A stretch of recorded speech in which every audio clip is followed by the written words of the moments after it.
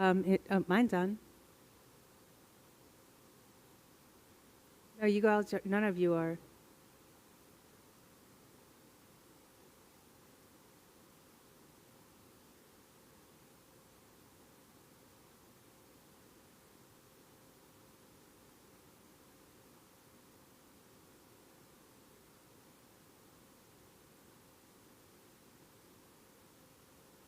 Mine's working.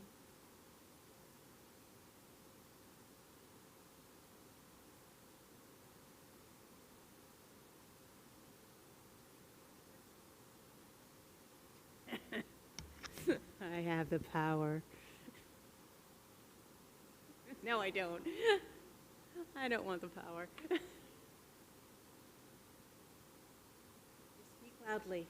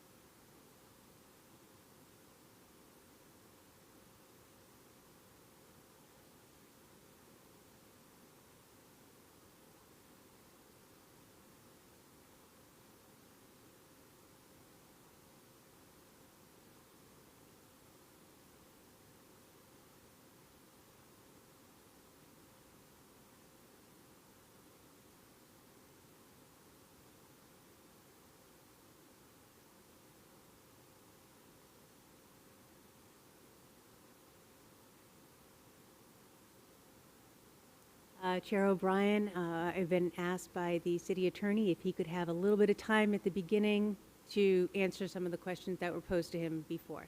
So I'd like to give the floor to him.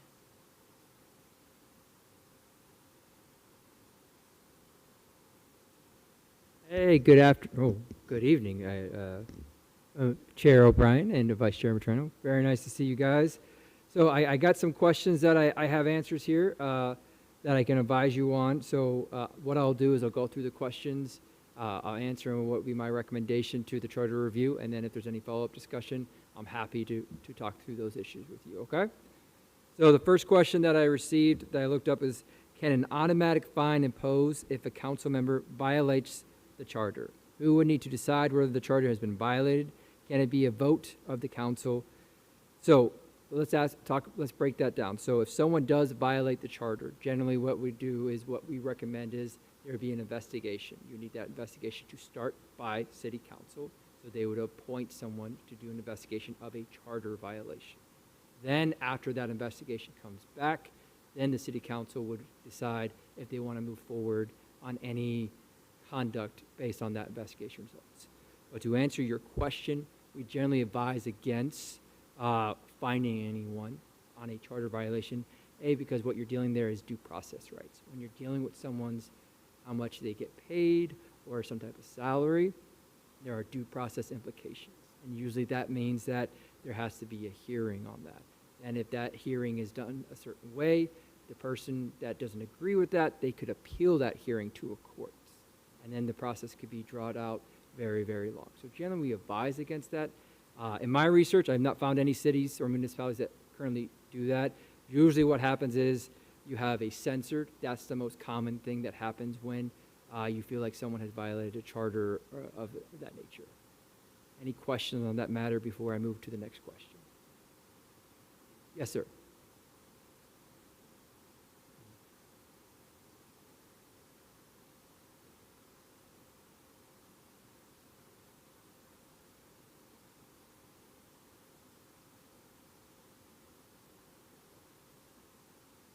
So the censor is saying that that person has done conduct that either has violated a rule in their policies and procedures, maybe violated charter. And what you're doing there is you have something on the record. So if someone has a repeat of misconduct and say you want to have them removed or something, you're creating a record. And that's what that censor does. It's something written on why, or something on the record when the minutes are taken shows, hey, this is why the city council took action. So it's something on the record which can be considered as evidence later down the line.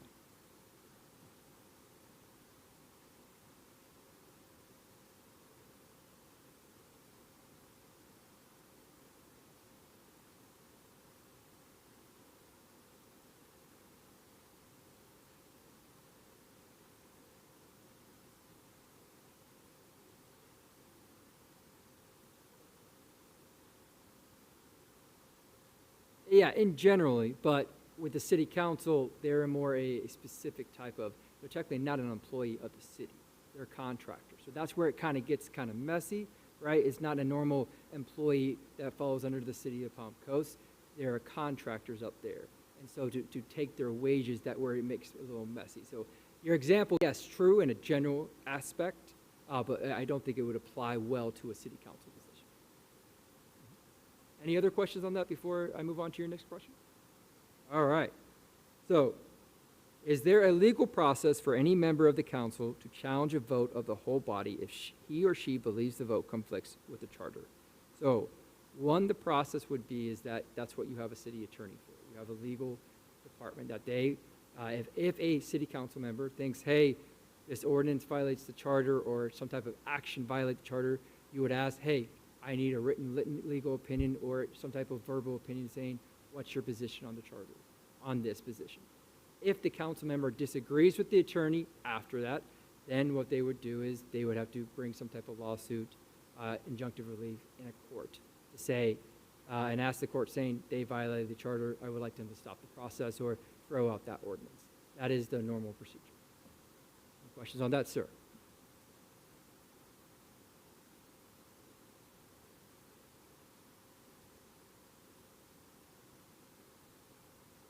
They can ask for hey, can you research this issue? And then they can ask for me at the dais, or they can ask for direction from the city council to give something.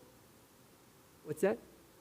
They would need, Is reacting to the council.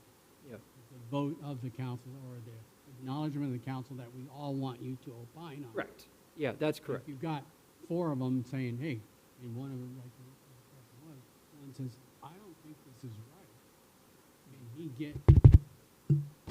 Is there a way for you to go ahead and opine on it on a single request? On a single request, I can research the issue and have a conversation with them. Usually generally, any type of a direction that I get from city council needs to come from city council as a whole. I'm asking that. Yeah, so generally, I would say that you would need opinion from the entire council, is what you would need to get something like that done.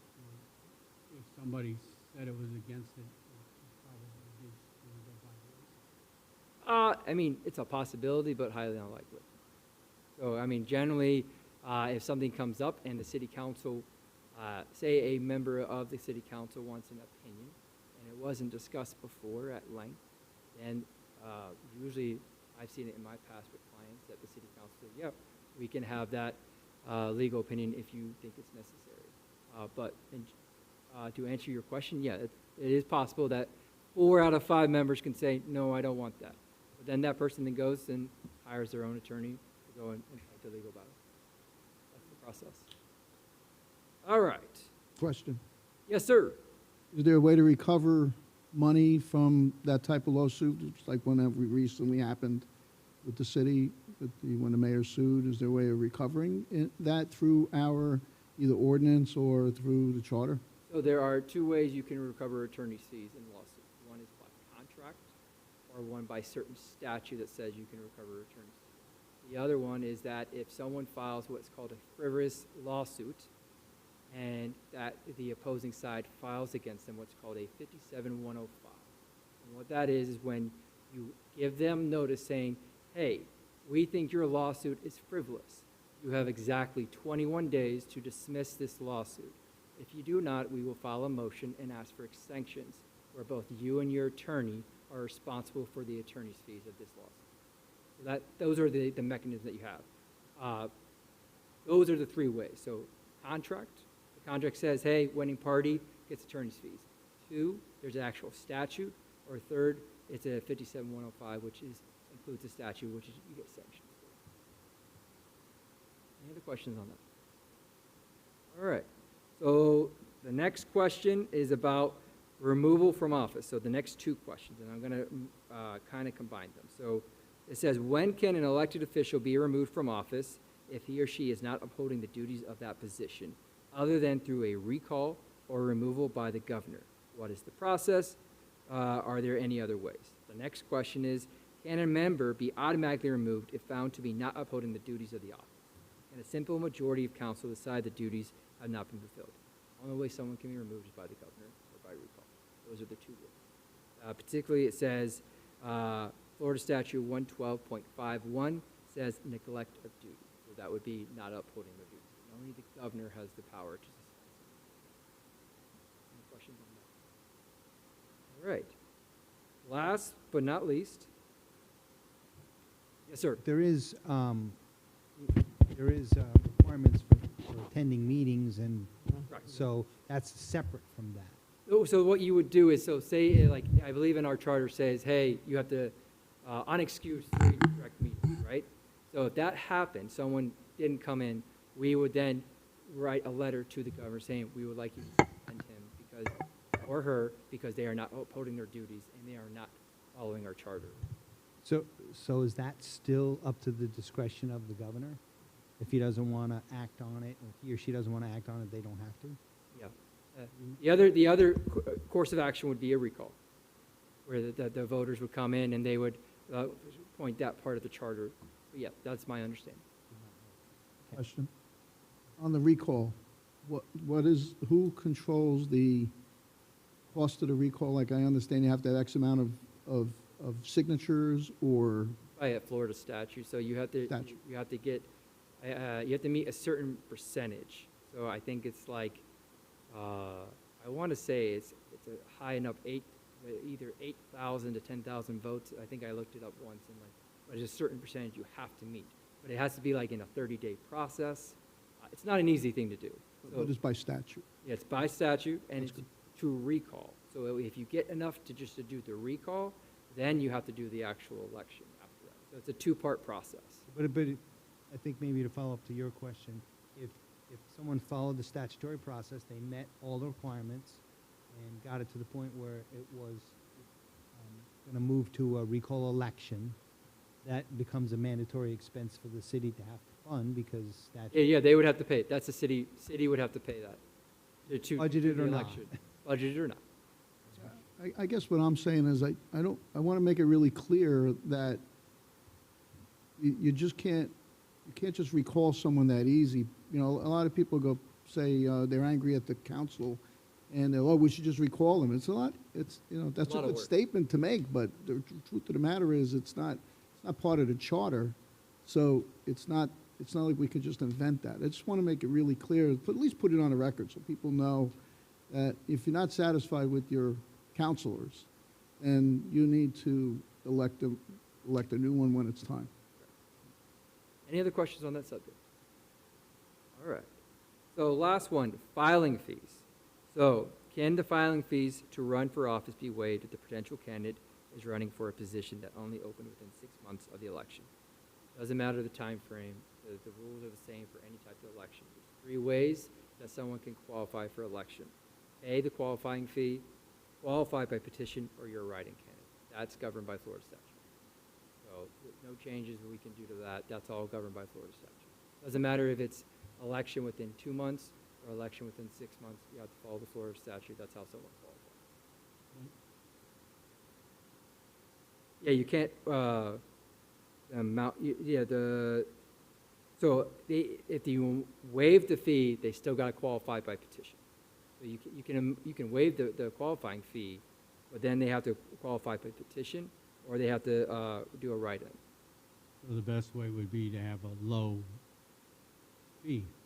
Well, you guys have the fee. You can have, I don't know what our fee is. It's 10% of the salary right now? I think that might be right. I would have to look that up. Yeah. But the statute says you qualify by fee, or you qualify by petition, or you're right. But the charter can set a new fee. Sorry, say that again. The charter can change the fee structure. Yeah, whatever the charter says for the fee, I'm not aware that the statute says that it has to be a certain amount. Mr. Chairman. So in our thinking here on the board, we look at it that the amount of the new rate increase, the new pay increase, made it very difficult for the average person to raise that kind of money to run. So we're talking that it should be lower. So we definitely would like to see that, as far if I remember right, and we want to see that. No, petition's a petition. If you want to win your seat, you have to campaign. And if you want to campaign, that's how you meet up with people and you get your signature cards and you become a candidate. That's how you do it. So that's nothing wrong with that. But at the very least, we would like to see that number come down and make sure that we can make it palatable for the average person to get in the seats. Any other questions? Yeah, there was a question about Removing the benefits. right. Healthcare, in addition to their raises. So, okay, you're looking at possibly not offering any benefits at all. Correct. May I discuss that? So at one point, I thought that they shouldn't be getting any benefits, certainly not a retirement benefit. I mean, you're in there for 4 years. You may not get reelected. You're not dedicating your entire life to this. So I don't think that one, on my personal level, but on the medical benefit, it might be a consideration because someone who might want to run for the seat, and I'm only talking as one board member, someone that maybe runs for the seat may have to take less hours on a job that they're actually getting their benefits, and so it should be an option, not a necessity. That's what I would like to see. My 2 cents on it. Yeah, I'm not aware of any, I would need to brush up on my employment law to think, I can't think of anything on the top of my head that says that you can't mandate that you have to have some type of health benefits being a part-time contractor, so. Move to help go to themselves, help, and maybe Change the charter. Yeah, I mean, I can't think of anything right now that says that you can't, you say, hey, council members are forbidden from having any type of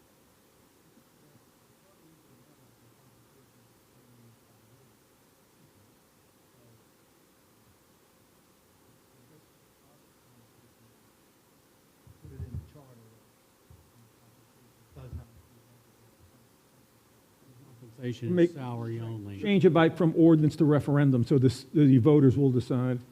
But also, a lot of people have got angry about what they've told me, is that if you don't take the health insurance, you can take the cash value of that policy as an additional salary. not aware of that. Yeah, that was one of our questions. Yeah. Do they get paid if they don't take it? That's a great And incentive. that's something that you could say in the charter. They say if you want strictly salary only. Yeah, no cash value. You don't take it, you don't get it. That's your recommendation.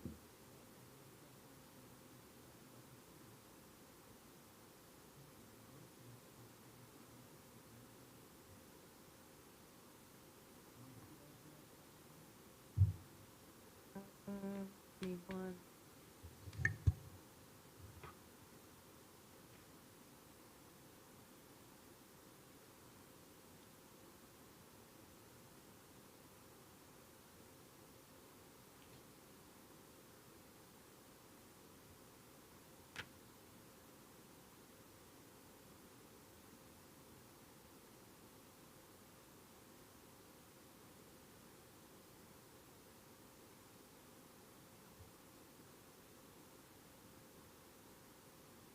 I think we had a question about the increase, that the increase On the contract. would be, yeah, would be Is that the lawyer or the city manager? no, we're talking about the board, the council, that they would get an increase equal to the employees' increase, and it should be locked into the charter, so they just can't, arbitrarily raise their fee like they did last time they pay. And I thought that was something we discussed and wanted to check with them, with the attorney. You want to put that in the city charter that we want to limit how much they get increased? Yeah, you can do that.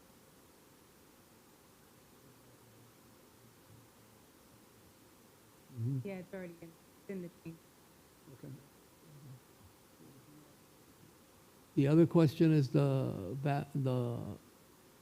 suggested increased amount on contracts, but that's more for the city manager, right, than the lawyer? Yeah, there's part that The says 15 that The the, limit of how much the Mhm. city manager can Approved contract authorize and on authorize their con- own. $49,999. Directors are 30,000. So anything above 49,000 has to be city council approved. But that's, It's not Out of the the charter. charter, it's set by the ordinance. charter has Set just by the ordinance. regular, 15 million. And that also is, that's common practice. So behind that is, if you require everything to come before city council for approval, you only meet so many times a month, a lot of contracts will just sit. yeah, what we were thinking of is the charter restriction that requires any contract, if you go into debt, you have a limit of, it has to be less than 36 months, and it has to be less than 15 million, or it has to go before the voters for approval on a referendum. And what we were wondering was whether we could change that 15 million or the 36 months, whether the charter we could change that part of the charter. yeah, we Yeah. could change it. We're waiting on information as to what number it should be changed to. To, yeah, Yeah, that would be, yeah, something you can definitely change. thank you. Okay. I'm good. I'm good. You guys have a good night. Let me know if Thank there's you. anything else.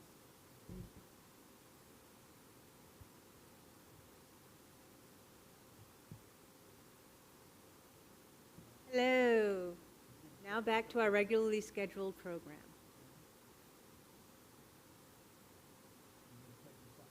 Yes, catch us up, oh, from the last meeting? Well, let's see if it's on the agenda. Look at that, it's the first thing. Review last meeting, then we'll go to the town hall highlights. Most of you attended, most of the town halls are, so. you Can I, do the can I interrupt highlights. just 1 second? Can we assume there's not going to be a fourth town hall at this point? I have asked, and it has not been scheduled. Yes, we're all looking at you. I think, I'm not sure. Can you guys hear me through this? I think it's working. Okay, good. I think we were going to take a look at the attendance and the results of this meeting and the next meeting to see if it was warranted. So it's still sort of in flux. So the results to date, the highlights to date. And then we'll review the proposed preamble, review the proposed Bill of Rights, and then we'll start in on the charter where we go over some of the changes that we've already discussed to start really starting to solidify it. So, why don't you do that, and then I'll ask my question later, I'm sorry. You can ask your question Um, while it's still in your mind. Basically, then we're gonna start round 2, correct? Correct. But we're just gonna focus on what their suggested changes were, we're not going page by page again. We're going page by page, but you'll see that it's noted what the changes are. So this way you can see the context of the change, but the changes themselves are only in red, Okay, which you'll see as we get there. okay. Any other questions, comments, concerns?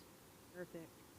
All right, so the last meeting, there was you decided to require council to appoint redistricting committee, where it was they may appoint a districting committee. You wanted to make sure that they did appoint a redistricting committee. Actually, there was a contradiction because one part said may and another part said shall. So we needed to fix that anyway. Right, and that. We decided to go to was, shall. Yes. And then clean up the every 10-year charter review language. Still had the last date in there, and then 10 years, if not sooner, but within 10 years after the last full review. Added a timeline for the council to take action on initiatives and referenda. Instead of being able to sit on it for a while, there's actually a timeline in there that has to be movement. Moved all district criteria to Article 8. So we moved it from general to Article 8. That it was a very long section, and then because it repeated itself in 8 as well. So we cleaned that up. And then updated internal references, because there was no section that was referred to in the... Yeah, 10-2. Yeah, there is no 10-2. So that's the last meeting review. And I will throw it back to you guys. Anybody have any comments about whether that's a accurate summation of last meeting and anything else to add? And I'll also ask for public comment. Okay? All right. All right, so before we go forward, any public comment on our last meeting recap?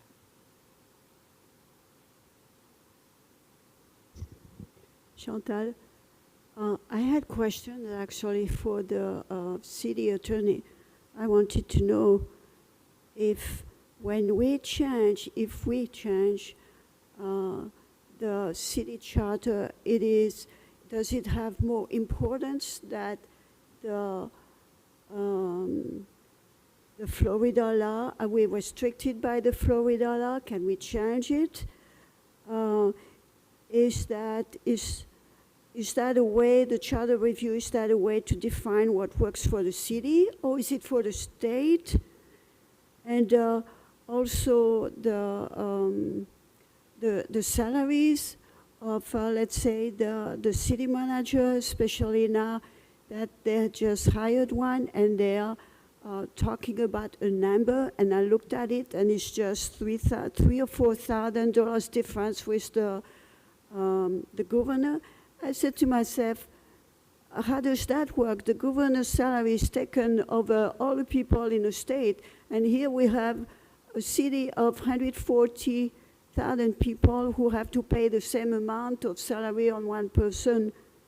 And also, regarding the remote meetings, I could not find anything authorizing the remote meetings that have been going on for so long.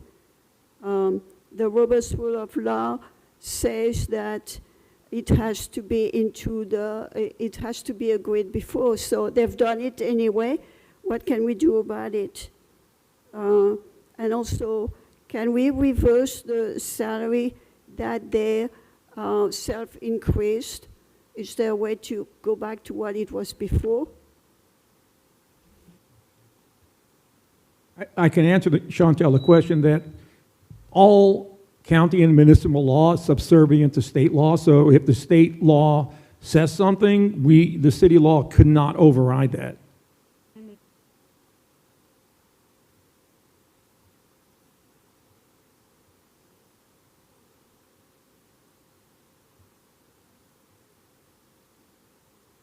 Okay, so for instance, the easiest one to talk about here is the state has preempted us, any municipality, from regulating short-term rentals. And so that is a state statute, so the city of Palm Coast can't say we're not going to allow them. So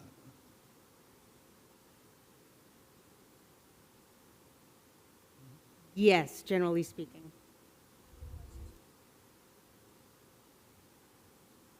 And I wanted to address just my 2 cents on the salary issue. You know, one is managerial, the other one is political. You know, the governor's salary, the salary of the legislature, that's politically pretty much set. It's not really related to their duties or responsibilities, but when you're hiring a city manager, they're actually day-to-day running a large, or in this case, a large organization, so the salary needs to be commensurate with those responsibilities and what is generally out there in the market. So they're not really apples and apples comparison. Right, and so I was going to say that the state has the preeminent power in Florida, and if long as they do not prohibit a municipality from doing something, the municipality under home rule is allowed to do it. That said, there are a lot more prohibitions and restrictions coming in from the state. As for the city manager's salary, it's market rates. Palm Coast needs to pay pay a city manager enough that the city manager will want to work here and not want to work somewhere else. So it's just the markets. And I don't think the charter should restrict the city in those kind of things, because you might find somebody who's a fabulous candidate who has an option of coming here or going someplace else. It's the same thing as trying to attract companies to come here and set up their companies and create well-paying jobs. You have to offer them tax incentives to try to get them to come here. So I don't think that the charter should restrict. We should say, okay, you can't pay the city manager any more than $200,000 a year.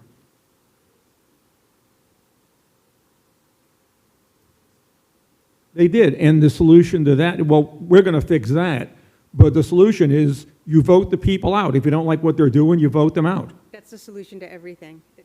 If you think that a city council was too generous with the city manager contract because they made the decision and they listened to the citizens' input on it, then that's your decision. But then on the flip side, again, it's by market, and good city managers are not inexpensive.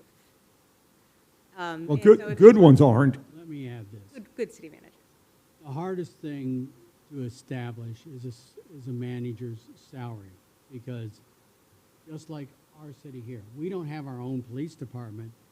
We use the sheriff's department, where a lot of other cities may have their own, well, we have them here, they don't have their own police department.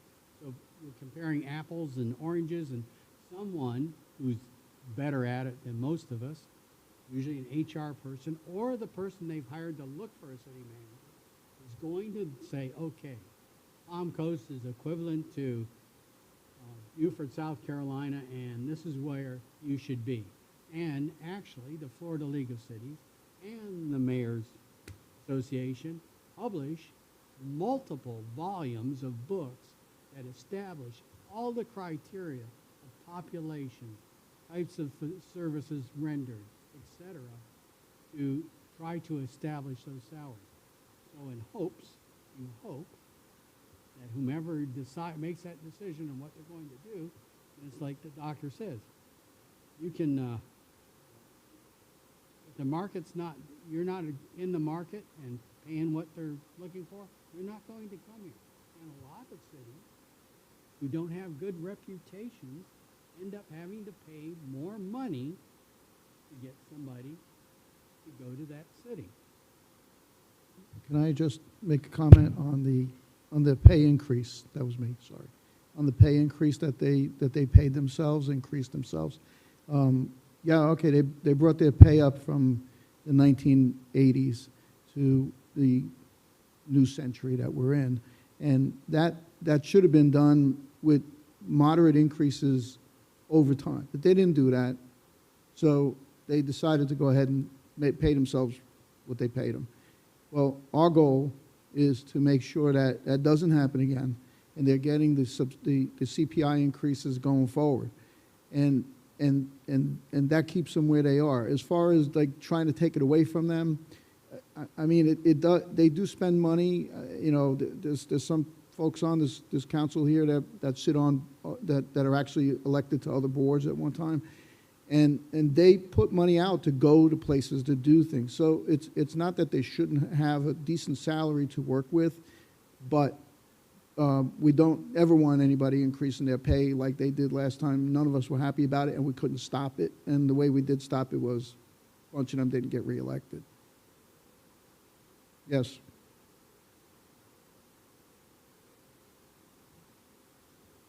It was not a good thing. It was the same way about the giving themselves medical benefits.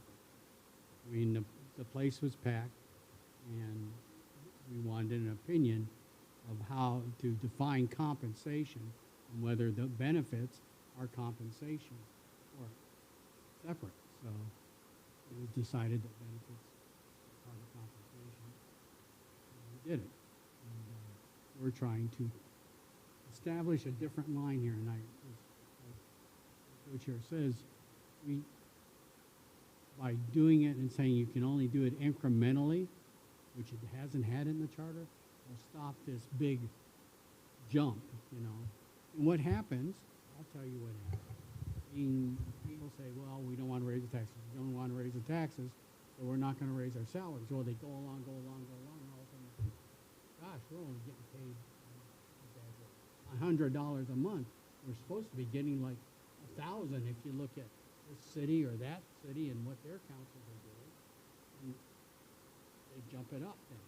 This way, the recommendation of I think almost everybody here is let's do it incrementally and put it in there so they can't do that again.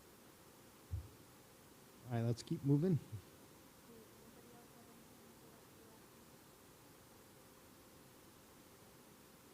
Just wanted to make sure everybody had a chance. You do my job for me. No, Okay. I'll let you do your job. Okay, last meeting. Town hall highlights, town halls to date highlights. There are concerns about how vacancies are filled. We've been hearing this whole time.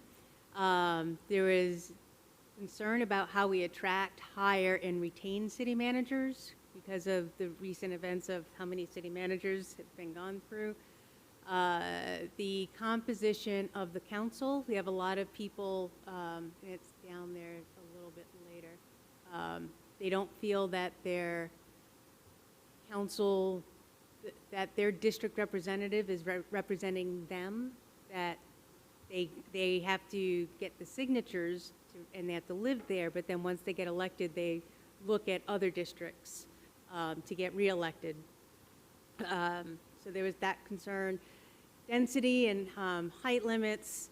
So the density is, and these can be just moot points with the restrictions that the state has put on, at least temporary restrictions. But the general concern here was overdevelopment or having more citizen input in the continued development of the city. Imbalance in representation due to rapid growth. So some districts end up having to represent a lot more people than others if that's the district that has all the new houses and people coming in until the point of redistricting. They want council members to listen to those those in their district. We've just discussed that. Attendance requirement. So if one is going to vote, they have to be here. They should not be able to vote remotely. Removing electeds from office, it was discussed, and the city attorney just discussed that as well. And then council compensation, which is something that we have been discussing. So you can see that the highlights of the town hall pretty much align with what has been discussed here for the last couple months. I think people don't realize, you're talking about height limits and density. Florida is a very strong property rights state, whether we like it or not. That's what the legislature has decided. They have repeatedly limited what local governments can do. You know, for instance, with that, it was supposedly a bill, to try to encourage rebuilding, for after hurricane damage, but they extended it out so far that it ends up pretty much impacting the whole peninsula. So there's not a lot the local governments can do in terms of trying to restrict density. If you've got a property that's zoned, let's say residential, you have the ability to develop it no matter what the city council might want or might not want. So you're really limited at what you can do in terms of development, and I think a lot of people don't realize that. And as far as wanting people to listen to the district they're elected from, the only way to really do that is to simply change it so that only people in District 2 vote for the District 2 city council member. But since that's not the case, you're elected by the whole city, you are literally responsible to everybody in the city because you're elected by everybody. And I'm not suggesting that we necessarily change that so you're only elected by the people in district, but as long as that's the case, you're going to be responsible to everybody because everybody who voted for you and every people who voted for your opponent, you're still responsible as a city council member. And my other comment is that there are a lot of people who complain about stuff and never bother to get involved in trying to change anything. And you can see it by the attendance we've had here, by the attendance we've had at city council meetings. Unless there's a contentious issue, people don't show up. And even if they do, as soon as that issue is discussed, as that agenda issue is decided on, they get up and leave. They don't stay for the rest of the meeting. And if my parents always told me, if you're not part of the solution, you're part of the problem. Correct, and doctor, I've been away from it a long time, so like you said, the height things and the densities and changed. But my practice in the past, as I recall, was just because you have a large property, land mass that's zoned, doesn't necessarily mean you can develop that property because it's there. Because you need resources to do it. And yes, impact fees do part of that. One of the ones I ran into, and in South Florida, it's a big deal, was because of the aquifer and the amount of water being pulled out of the aquifer, the state started saying, whoa, stop. In fact, there was a big lawsuit, I think you'll recall, between Georgia and Florida because we were pulling so much water down through the aquifer. It literally was pulling it out of Georgia. Is that true that they can only develop if the resources are available? They can develop to the highest and best use of the land. As for if the resources are available, I believe that ends up being on they have to be able to, I don't think Palm Coast has a resource issue. Is I think the best way That's that debatable, I can but put it. that's okay. Like with you have the infrastructure for the sewage and the water. Now, I'm not necessarily the water for like data centers, because they're very water intensive. But no, it's a property rights. It's big property rights. So if I got a piece of property, the city's encumbered to provide the services to me? If you're paying for them. So in other words, we've got to make it so it's costly for them to do it. You have future land use map, you have zoning designations, but you also have regulatory bodies too. And if it can't pass a review or approval from a regulatory body, then that could possibly restrict, development. Which to me that's the other level of protection. Aside from the zoning. That's exactly what I'm Yeah. driving at is Yeah. that I think sometimes the statistical data that's provided to elected bodies isn't verified properly. And I will tell you that I sat right here and listened one day, and 2 different statements were made about the availability of water and sewer to be provided to a development coming in. It was like, okay, where are we going? So that's what I was driving at. It is restricted if you can't.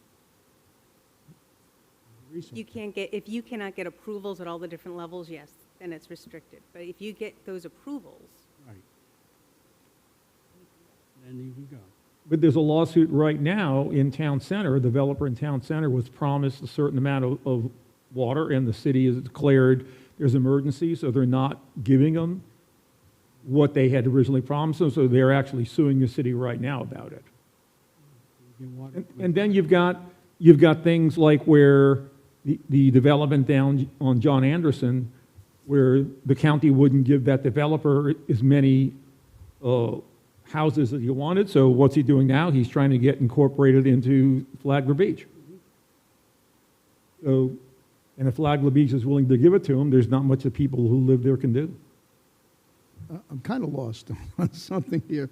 The density and height limits, what does that have to do with the charter exactly? Where is that got to be built into the charter? These were the concerns from the citizens. Well, Okay. I think probably where that might be coming from, Harry, is the city of Flagler Beach has a height limit in its charter. Yeah, a lot of coastal cities have height limits, where all the cities in my area have a height limit of 35 feet.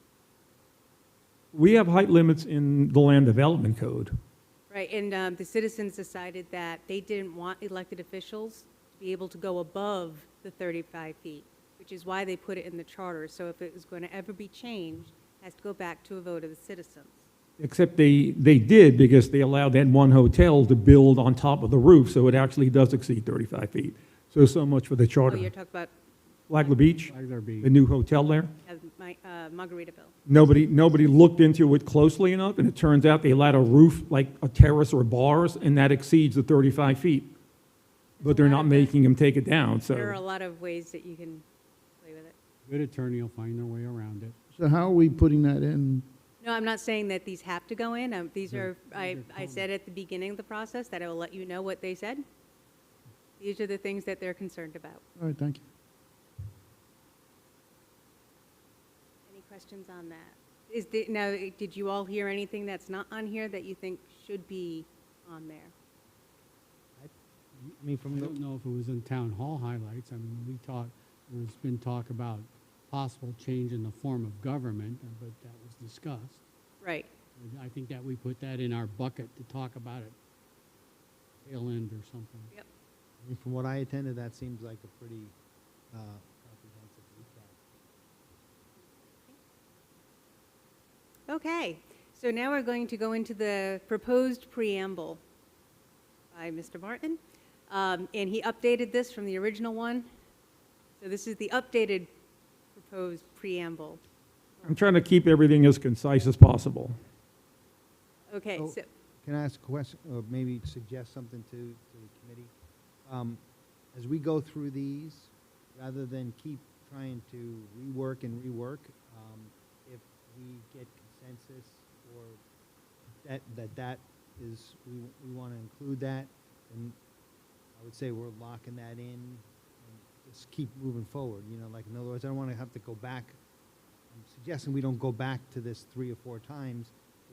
If we're good with this, then we go to the next step and keep going forward. yeah, that's what I'm hoping to do with this run-through. We've identified stuff. This is the only section that we haven't really talked about. Correct.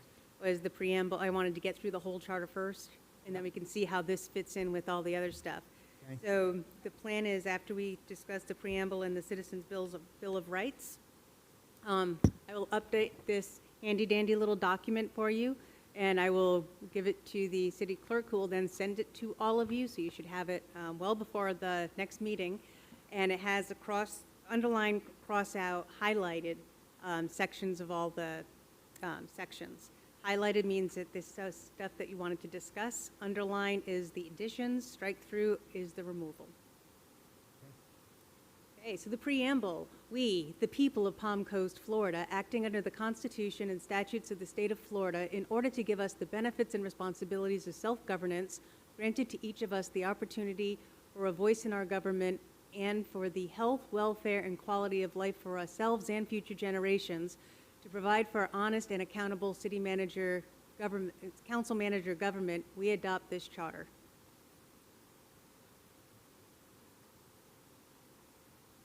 No issues for me. All right, so I guess I'd start with, do you want to have a preamble, would be the first thing. So the purpose of the preamble is to let people know that this is like this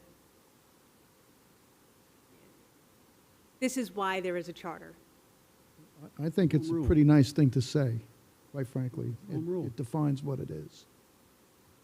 Yeah, I think it's important. I looked at a lot of other charters, and they do have preambles.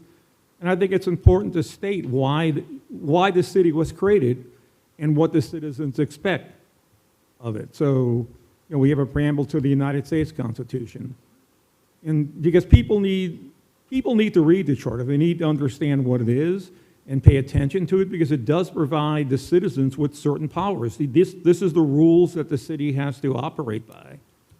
And it's important for the citizens to read the charter and understand what their individual rights are under the charter. So this states why, it's why the city was created in the first place.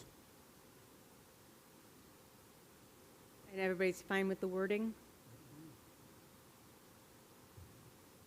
Okay, seems like we have consensus on that. So, yeah, we'll open that up to any public comment.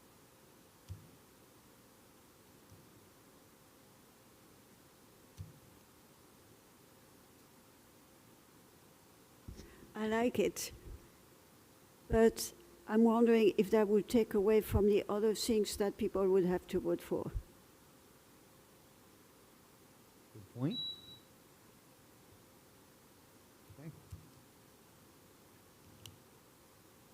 Okay. As we discussed earlier, might have been towards the end of this process, we will rank order the recommendations, and not sure which, it's up to council really to decide which ones, if any, go on to the ballot. Okay, so the preamble. Citizens' Bill of Rights. So this is like the Bill of Rights to the U.S. Constitution, kind of, although different, is A, this government has been created to protect the governed, not the governing, in order to provide the public with full and accurate information, to promote efficient administration and management, to make government more accountable, and to ensure all persons fair and equitable treatment, the following rights are guaranteed. Convenient access. Every person has the right to transact city business with a minimum of personal inconvenience. The city council and city manager shall provide within budget limits reasonably convenient times and places for transacting business with the city. Don't we have like federal rules and state law already that These say are the same thing? by state. Do we need this line in there? I'm fine with taking it out as long as it's in state statutes, but my question is, how many people read state statutes? I mean, I do, but I don't think 99% of the general public do. But doesn't matter really, because they're protected. Yeah, whether convenient they access realize is it or not. covered a lot by ADA, for when for physical mobility. I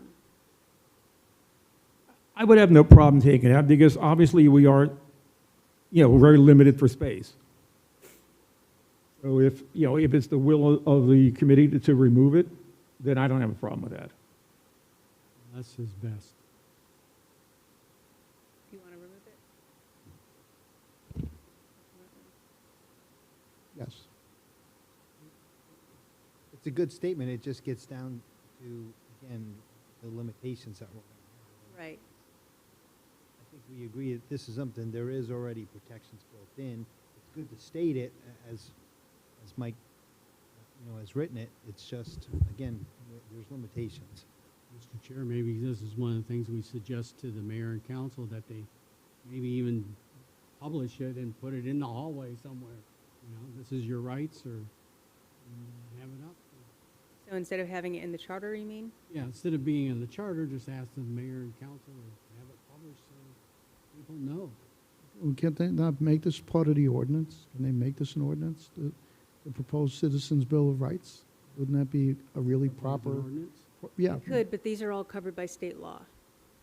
But it's just, the ordinance, it would be just a restatement. Right. Even though it's a statement, it's already protected in Yeah, state because none of law. this is It's making a, it stricter. yeah, but it's also a good reinforcement, if you will, and showing good faith to the citizens. Okay, so what direction do you want to go with? Why don't we go through the rest of them, Okay. if you don't mind? Truth in government, no municipal officer or employee shall knowingly furnish false information on any public matter, nor knowingly omit significant facts when giving requested information to members of the public. Isn't that, don't you guys, when you get elected, don't you sign? Again, that's That's in state statute. Except for the omit significant. So you have to know what questions to ask when you're presented with information. You have to know what information they're not presenting you, and then ask. But that's different. Right to be heard. Any interested person has the right to appear before the city council or city agency, board, or department. They all shall adopt procedures and schedule hearings in a manner that will enhance the opportunity for public participation. Nothing in this section shall prohibit any governmental entity or agency from imposing reasonable time limits and procedures for the presentation of a matter. Did we not address that about having more than one meeting when we were talking about how many meetings to have a month? Wouldn't this be repetitious? Not if it went to the ordinance. You know, it would be probably beneficial. My personal opinion. Right to notice, the citizen shall be timely informed as to the time, place, and nature of meetings and hearings. Failure by an individual to receive such notice shall not be mandatory grounds for canceling the hearing or rendering invalid the results of such meetings and hearings. Copies of proposed ordinances or resolutions shall be made available at the reasonable time prior to the hearing unless the matter involves an emergency ordinance or resolution. Those are the, oh, wait. Gotta turn the page.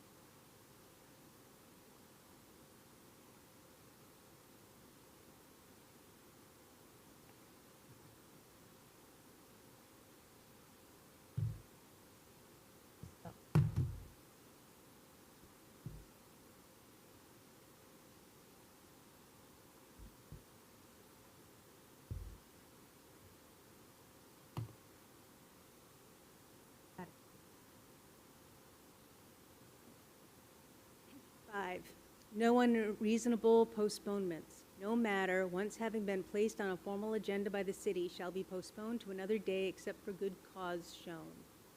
6, quarterly budget comparisons. The city manager shall issue a quarterly report showing the actual expenditures during the quarter just ended against one quarter of the proposed annual expenditures as set forth in the budget. Such reports shall also reflect the same cumulative information for the portion of the fiscal year that has elapsed.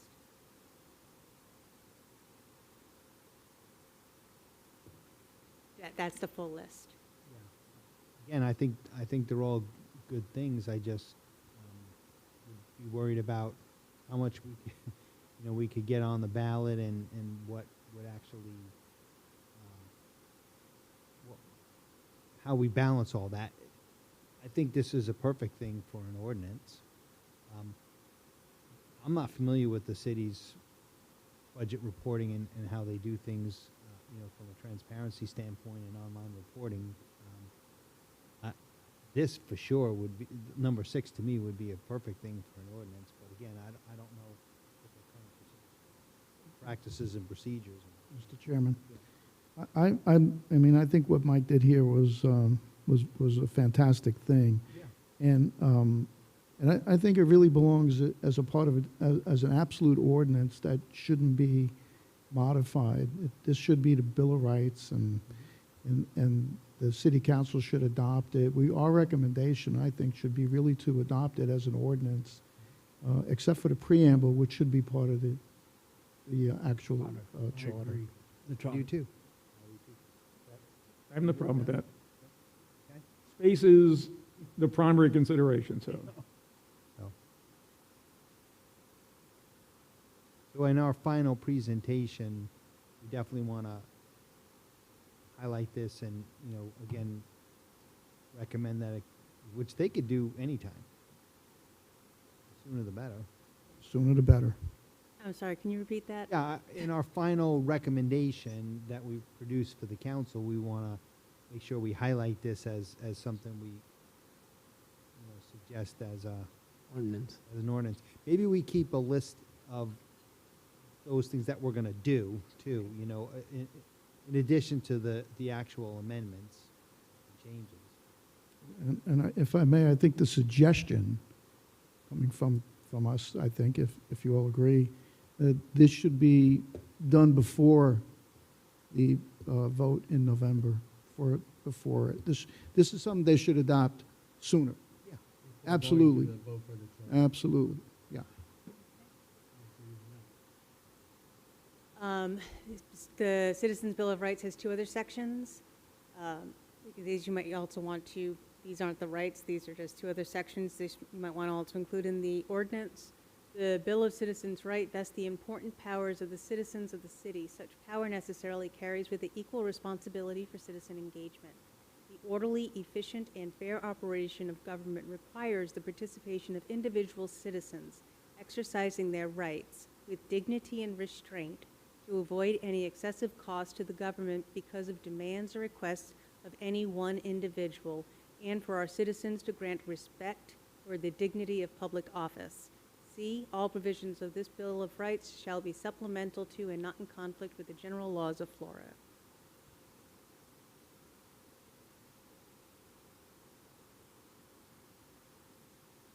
Any comments, questions? I go along with what you said I earlier. think it's perfect for an ordinance, but Can't go against state law anyway. Okay. I do like that citizen one. The first paper I ever published was on citizen responsibility. Any, right? Yeah, I was gonna, any public comment on this?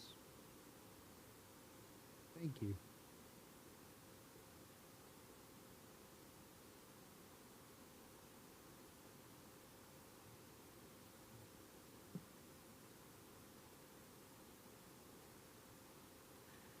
McGivna. My, Sir, just identify yourself so we have it on the record, sorry.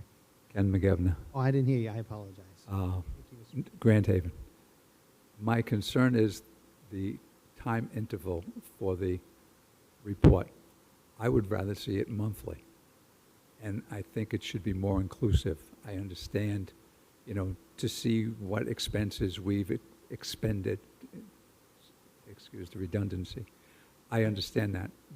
But what we also should reflect is whether or not there are any changes to be made. Because if what we used to do in corporate life, if there was an unfavorability in one department, it had to be offset by a favorability in another. I think that should be reflected. And as we get towards the end of the year, there should be some sort of a narrative as to what the expectations are as far as the expenditures that will move forward. Because there may be some contracts that were expected or proposed that never come to fruition, so we'll have a budget favorability. And I believe that the people should know that, unless the city of Palm Coast wants to put the favorabilities in a reserve account for future use, and therefore don't impact the future budgets by the favorabilities. That's part of the budget process now. I don't know what the city council votes on, but every month they should be voting on their monthly budget or their budgets, and the month to day, year to day, quarter to day, all of that month and quarter to dates, and the different budgets, the different funds. I have not looked at what the city council votes on, but I'm assuming that they already get this information when they approve their expenditures every month. Report online is difficult, even for me, because the way the budget's set up, and I truthfully don't understand all of it, because I know for a fact the pool buying of rolling stock, okay? A big pool. But sometimes it's hard to track that rolling stock back to what department or division is expending the money for. And I brought that up to the previous, not actually, the previous city manager, and said, real easy. I said, it's very simple. If you're buying 5 trucks in the public, 5 trucks in the Public Works Department, and it is part of the big pool of buying everything, the rolling stock.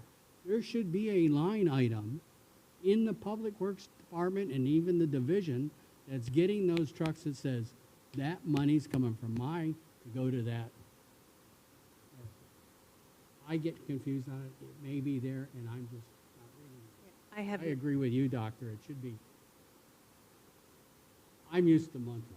I mean, every month there was a computer readout that went to our whole council. And it was available to anybody who wanted to come see it. We didn't send it out to them because we didn't have the electronic age then. But as we did do that, we did start publishing quarterly ones and saying, here's what we're spending each quarter or what we think we're going to spend. And we'd get calls from people who would say, why is this big expenditure? Well, we just bought 100 police cars. That's why. So that going on for the rest of the year, you're not going to see any more expenditure in that line item. yeah, I don't know how this city Don't even- reports out their budget to the elected officials and the citizens. I can look into it. Quarterly, Okay, they do it quarterly? and according to the city's website and the budget department's report, Okay, then we'll put this as a note. One thing, too, to remember about municipal and county governments is that you can't move any money around the budget unless you create a budget amendment. So that budget amendment is a public document, and the city council has to vote on it. So if you've got a contract, for instance, in Public Works that ends up not being awarded, and you decided, we need to really move that to the utility department, you have to do a budget amendment to officially move that money from one department to another. It's not as simple as if you're in a corporation. Correct, but when you, at least in my experience, when the council is looking at it month to month, they also see when things are getting kind of tight, and they ask questions about why is this getting tight, or why are we spending more this year in this area at this time of the year than we did last year, or why are we spending so much less? And so that it's just another little check. But yeah, you can't just move money around. But it's a good way, I find the budget, it's a great way to keep people informed about how much it really costs to run a city and how much each department is spending. And it does not like necessarily in line items, but this is how much is budgeted, and this is what's not, and this is, we're spending 500,000 more this year than last year. Why? And it's not coming out of capital improvements. So what is the cost? And it helps to form a dialogue between the council and the city manager and the CFO. And that dialogue helps to also then inform the citizens to help understand that stuff. Chair. So it's a double-edged sword, because if you do it monthly, it may cause more questions than not. But my opinion is, and I agree with our guest in the audience, that the more information you put out there, the better it is for everyone's transparency. And that's all this is. It's about transparency. So let them have it.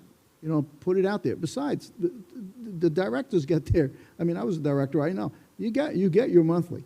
You know exactly where you are in your budget by the month, by the day, by the week in some cases, believe me. CFO will have those numbers at a... Absolutely. So the numbers are there. You just got to give it to them. Why not give it to them? What's the difference? Big deal. And if the city council doesn't want to do it, it's on them. See you at the elections. Right, and when I was on council, we did request some changes, or I will say that when the changes were first done with the reporting, there were a lot of questions, but once you got used to the system, the questions died down, but people were more informed about how money was being spent. The hard part is educating, our discussion we've had, is educating the public of how to look at it, to have the questions to ask. Right. And it's very difficult, but I think they're improving. I really should, I need to look at what is, I have not looked at your budget. I mean, on Palm Coast Connect, it's very robust reporting. There's a lot on there, and there's Yeah, and ours was. And then I asked for like a simple snapshot. And so now you'd get a simple snapshot of the different ones with this year, last year, and then with an asterisk of why anything that was odd, explaining it at the bottom. you know, honestly, I mean, I've listened to people come up to the podium, not just here, in another city, and it didn't take much to answer their question. It's probably 21 seconds of an answer in the reality, but it's just that they get up, they make their comment, it's kind of misunderstood. We finally get the understanding of what they're looking for, and then the director is directed by the city manager to compile that number, that information. It's not how many times is it going to happen? It doesn't happen a lot. 2 or 3 times, 4 times a year, any one director has to really spend a few minutes with one of our taxpayers. Not a big deal. Not a big deal. So I think that it's important. Sometimes it's incumbent, like when I experienced at the worker level, that having to try to get in the person's mind of the question they really want to ask. Yeah. And that's the hard part, is what's the question they want to ask. I agree. Information's all there. It's just being able to find it easily and letting the public know how easy it is to find. It's overwhelming, And just like the council chairman members. said. It's Yes. overwhelming, yeah. And council members, 'cause it's a lot for people who aren't used to fund budgeting, for them to understand that. Okay. Going forward? Moving forward. Municipal powers, there were no changes to this section. The city still has the same powers that the city had before. Still in agreement on that? Kind of a basic thing.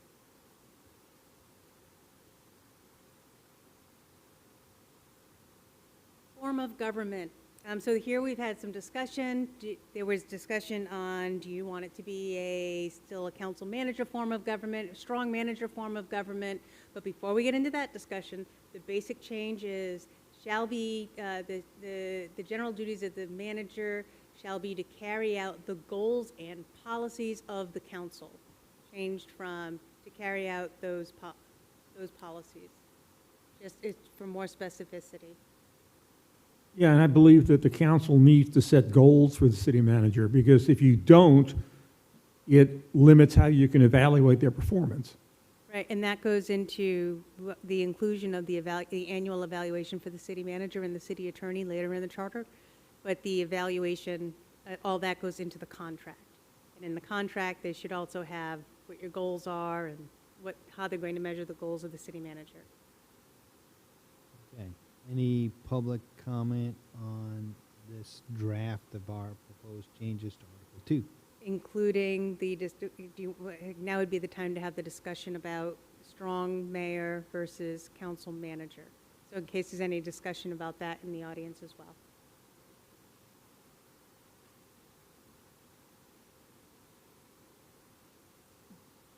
Well, if I may, council members answering to each other, and then having a city manager balance the business of the day is probably the simplest, more palatable way to make it happen, to make it work. Because if you did a strong mayor, which a lot of people want to do the strong mayor because, you know, they just think that it's going to be a good thing. But if you get a mayor that does not have the skill set, the city could quickly go backwards, big, really quick. Wouldn't take but a year, and you'd be in debt. You'd have a problem. You'd have issues going on, because you never know the quality and what the skill sets are of that person running for mayor. Now, you may have a wonderful mayor, may have someone who has absolute major experience and may be a great leader, and that may be the case, but I remember pretty much all the mayors that I've watched since I've been here in 2004, and quite frankly, great people, but not managers, pretty evident. So having a professional answer to the city council and a mayor who is the figurehead of the city, it makes more sense. And as far as adding council seats, as I think we discussed, was as the city grew, adding 2 seats now. I guess that's down the road a little bit on this article too. But having additional seats that are at large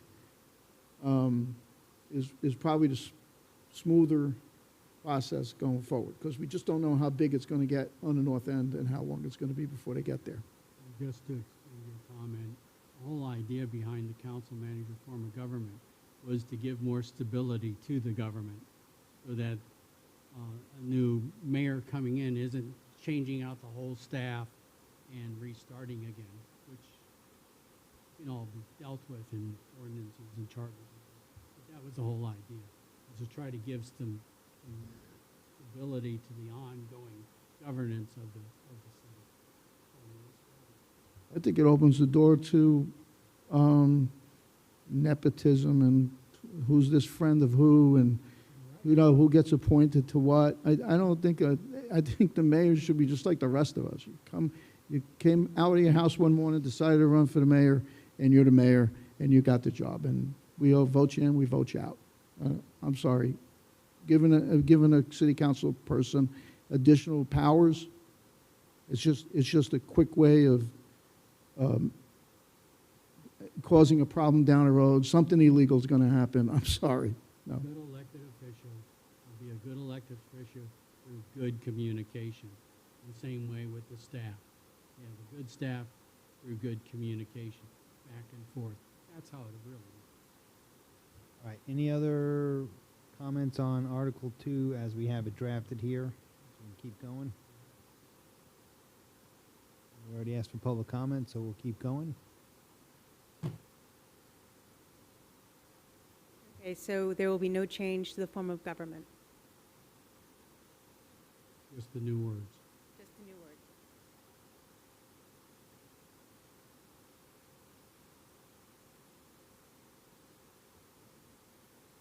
Corporate limits, no changes. The city will still keep its limits. Unless there's something you want to add, change.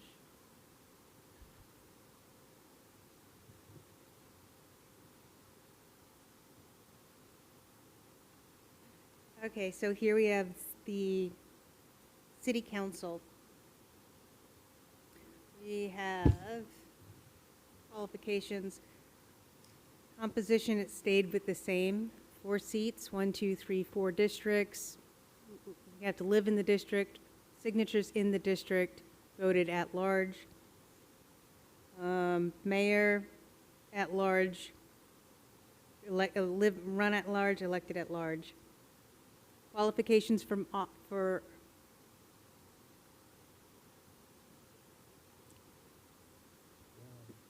If I can interrupt you for a second, I don't think that we discussed that petitions have to be from the district. Oh, I'm sorry, no, the,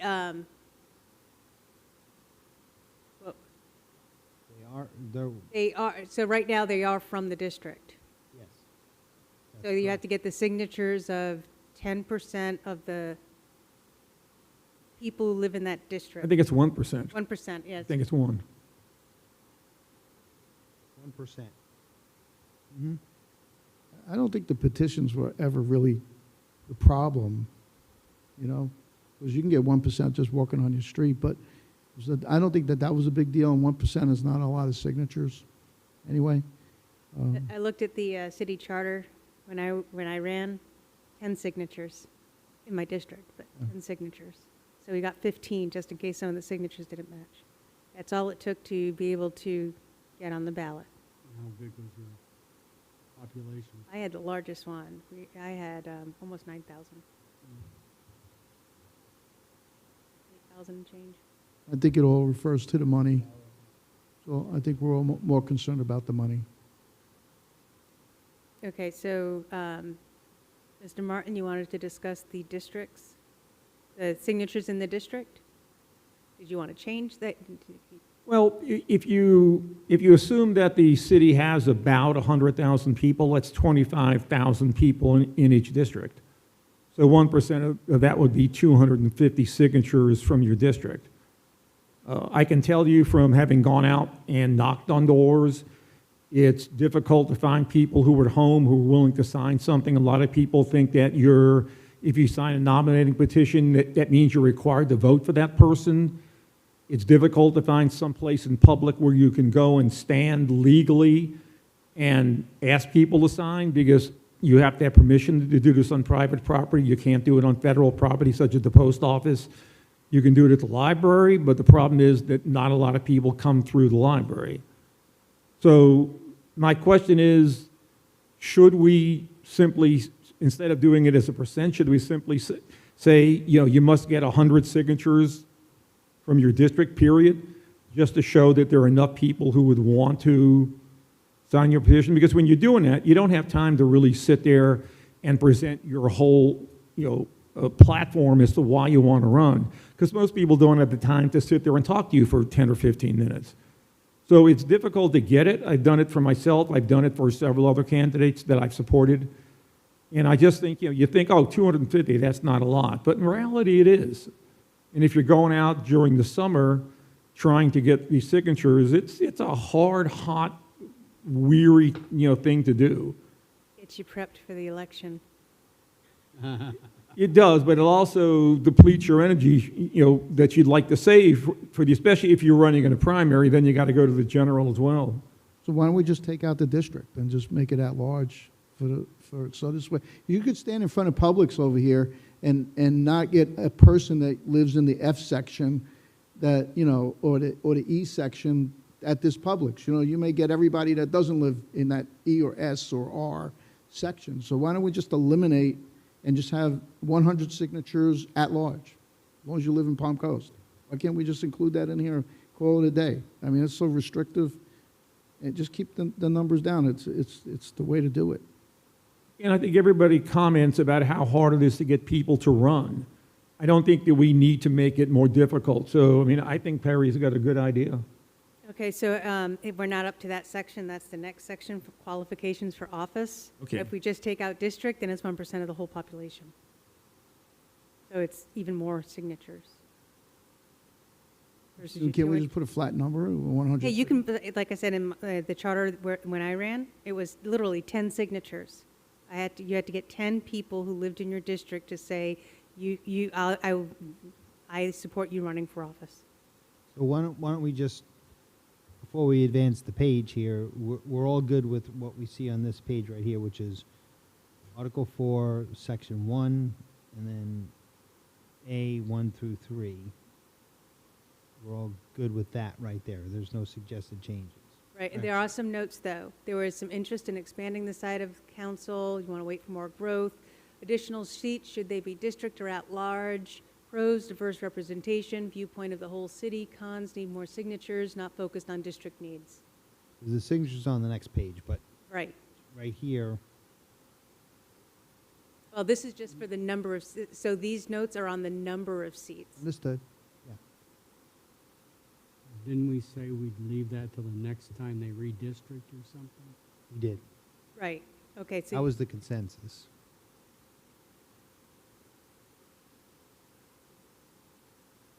Yeah, it's too soon. And then we also, the only thing, we went back for, I don't know if we decided it should be at large or district seats, additional seats. Maybe you just leave that up to that time. Well, I had an opinion that it should be at large, but that was just me. I don't have a problem with that. I'm in agreement with the at-large. okay, so I will put this in the discussion section that the council will get for the report. We don't want to change the number now, but at the next redistricting, we really should look at it to see if we want more representation. To get more representation, you need to have more seats. There's a cost to that as well, but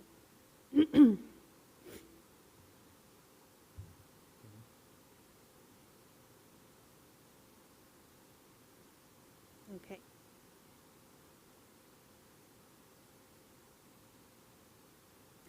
Qualifications for office.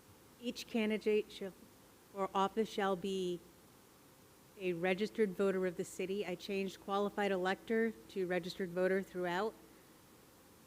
Each individual seeking shall submit petition supporting his or her candidacy to the supervisor of elections. So these were suggestions from Karen, from the supervisor of elections office, to align with where they actually have to go.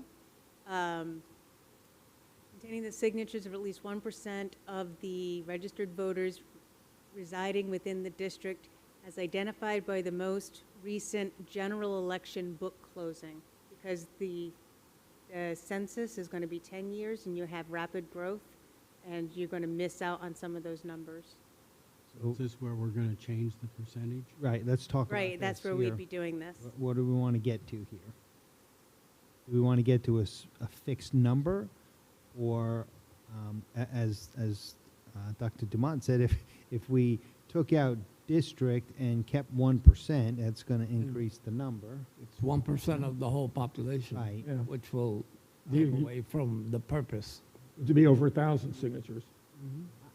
I would be good with 1% of the district, but you can get the signatures, like whatever the calculation is that equates to 1% of the district, but you can get those signatures They don't have to be from your district. at large, right, from anywhere within the city. The only problem with that is the population continues to increase, then you're going to need a lot more signatures. So if we get to 150,000, you're talking 1,500 signatures. I agree, it's there's more than one way to skin a cat here, and I don't know how to do that. Well, I think you put it at a fixed number. I think the fixed number, period, and it really eliminates it, and then it gives the person who wants to run, who may physically not be able to do it. Let's say a person has a handicap, whatever it is, and they just can't go out and get 1,500, 1,000, 600, 200, not even 100.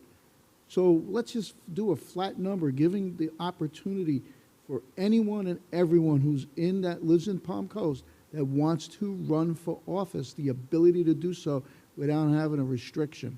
That's a restriction, 1%, period. I think that we should just, 100 signatures, that's palatable, easy to do, even if you are handicapped, wheelchair-bound, whatever the case may be, you can get the signatures. You vote for 100 signatures.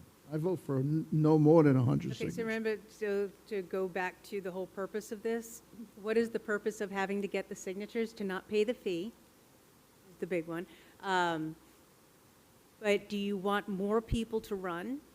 And if you want more people to run, you want to lower all the barriers as low as possible, up to the point where it's still legal, but there's also this level of reasoning of why they should be getting signatures to begin with. So here it's to show that that this many people support them running for office. They vote for them or not, but this many people, and that number of people, you all feel is an appropriate number of people to say, yes, that person actually should be able to get on the ballot. Wild here. Why not make it a set number of signatures and a set, not either or, and a set fee? So you have to have both to show you're going for it. Could you do that? Or do you think that's According to Let's say Ms. it was $100 fee, then I'm just throwing this, I'm not saying this. $100 fee and 100 signatures. So on that, Mr. Chair, may I say something on that? So we had a woman who ran, she was a nun, I think, if I remember right, had no absolute vow of poverty, God bless her, and she just couldn't raise the money nor get the signatures because it was over her head. Would she have been a good candidate? I don't know.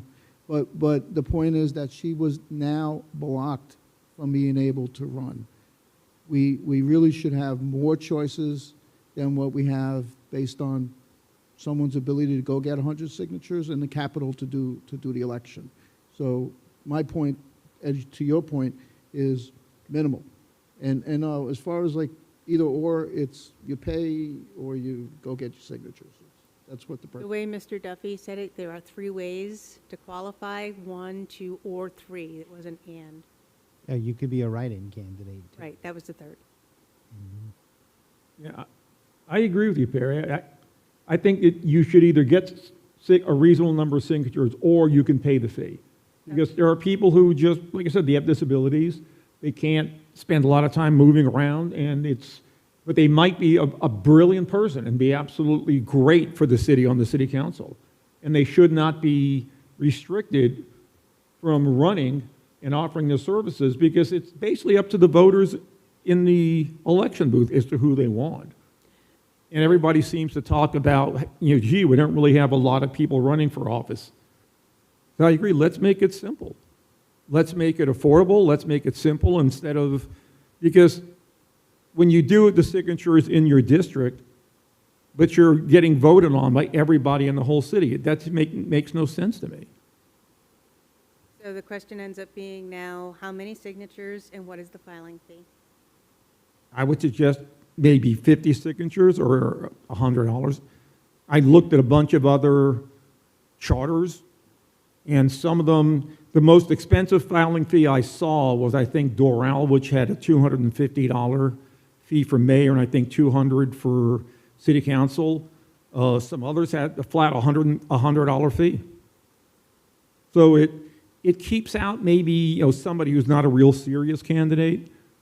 Somebody might just decide to run, and I think I grew up in New York, and you had some strange people running for the mayor because I guess there weren't that many restrictions, and you don't want somebody who's going to take time and attention away from the serious candidates who's just running for a joke.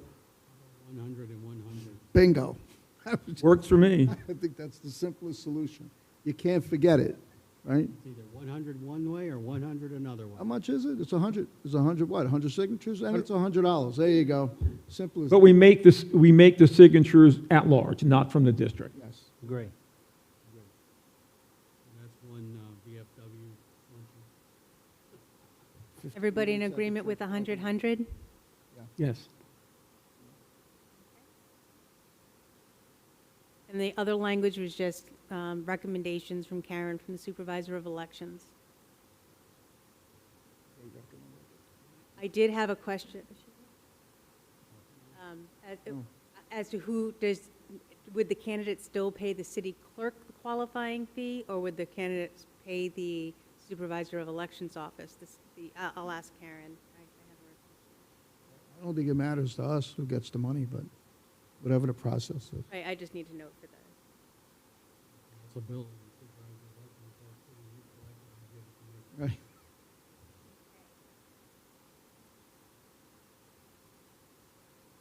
Discussion. Any public comment on this section? Just this section, please. I think $100 or 100 petition is a good start, but I would say why not 90 petitions and 10 in your sector? Because I would like to see that people are known in their sector, at least that. So that would still be a total of 100 or 100. But at large, it's a good idea because when you go door to door, most people don't open the door anymore. Yeah, that's true. So it makes it difficult to get a number of signatures if you have them all in your sector. But having a little bit in your sector, I think, is fair because you're supposed to know some people around your place, right? Your neighbors, or at least in your street. That's what I would say.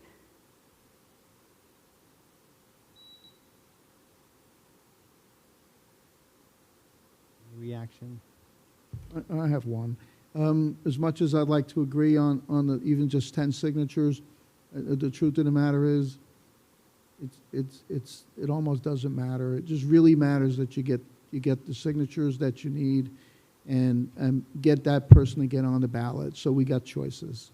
That's Though it may not be a lot of work, it's more work. You're in the proper section or district versus not being in.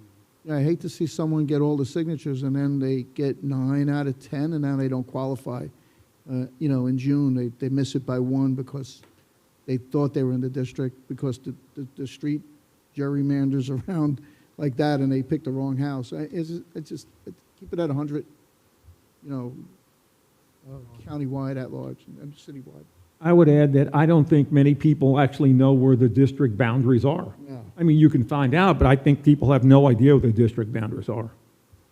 I think if you would ask 25 candidates from the past, they'd all say this was very difficult. It's a very difficult thing to do. So I think it's a welcome change to change it to at large and lower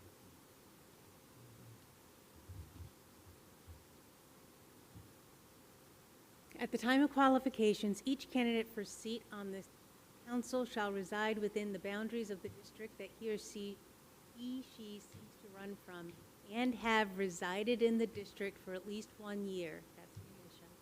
For the length of their term, council members shall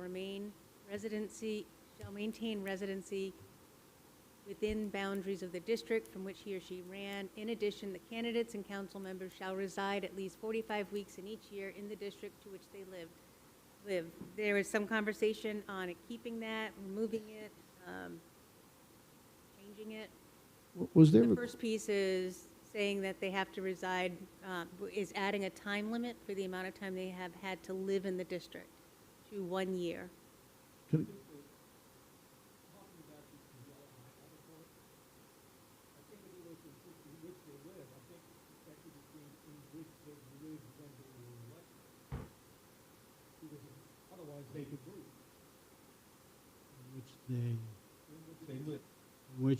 How about in which they qualify? Which About they just qualify? at least 45 weeks in each year in their district.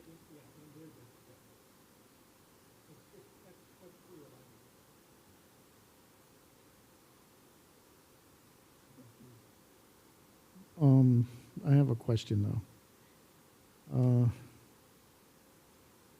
Did we not ask the question to the attorney about whether or not we had the ability as a city to require someone to be a resident for at least 1 year in the district to We do. run? We did? Yeah, well, no, we didn't ask the attorney. You do have that right. We do have that right, okay. Because we just don't want to alienate someone because we put it in the charter and it's not statute. Uh, I'll just go on record and say, I think that's a very difficult thing to enforce and police and try to determine. Well, how I've seen it done is that they just look at when your residency started. Do you have your own municipal electrical, like your own power company?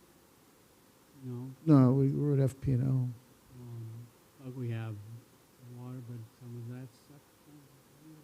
The only way you really can determine residency, well, no, you can't, because if you are, you might not own property, you could be a renter. Right. So what- So I think they double-checked it with us by the electric bill, because it'd be in your name or your spouse's or your, But if you're a candidate, you'd have to be a registered voter. Yep. So it's going to be on there when you first registered. okay.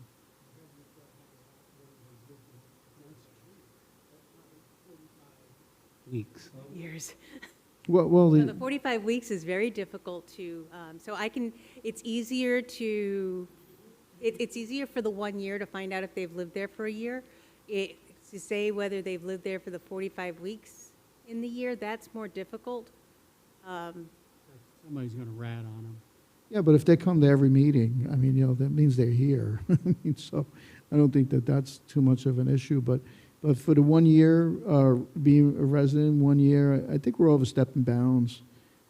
They should have at least, they can't just move into yesterday and then run for office, which is what you could do right now. So there should be some limitation for a year. I mean, 90 days, 6 months, I mean, something reasonable, but Let's take these in two parts. So the highlighted part, That's we want to eliminate that. you want to eliminate it. That's the way you have it highlighted. I mean, Well, that, no, it was for more discussion. oh, okay. No, eliminations are crossed out. So there's a strike through for anything that we eliminate. Highlights are discussion. I agree with the chairman. I don't think we need it. I don't think we need it either. Originally, I was kind of for it, but I agree it's going to be a chase to prove, and this caused a lot of argument. And then what, you have to take them to court? To beat them Well, to, that's what I mean. right? Now it's a court case. You're going to end up with a lot of Too argument. much I'd trouble. like to know the history of why that got included. There's a reason why it's in there. I don't know what it is. but I think there's a one reason. of us on the board, and I can't quite remember who, but I think one of us on the board said, well, someone could just move in and run for office, and that's, and we were just thinking, is that proper to do? And I think we just threw that in. It wasn't, No, that wasn't with you That was guys. for the- This I is think- already, this is in the charter. The No, highlighted section's in I the think current it's charter. in there because, over the years, it's gotten less and less, but early on, there's a lot of snowbird residents. So Okay. you could be here, 36 weeks or whatever, All right, but so at 45 least- was the majority of the year. Okay. So I think that was the intention back then. Do you think we still need it in there? No, because. Okay, I just Is it need a there? consensus. Yeah. So the,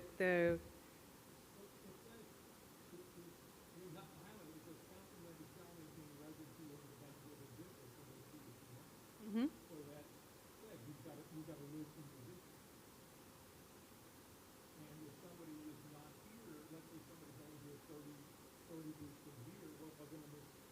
Too many meetings, yeah. That's what I was-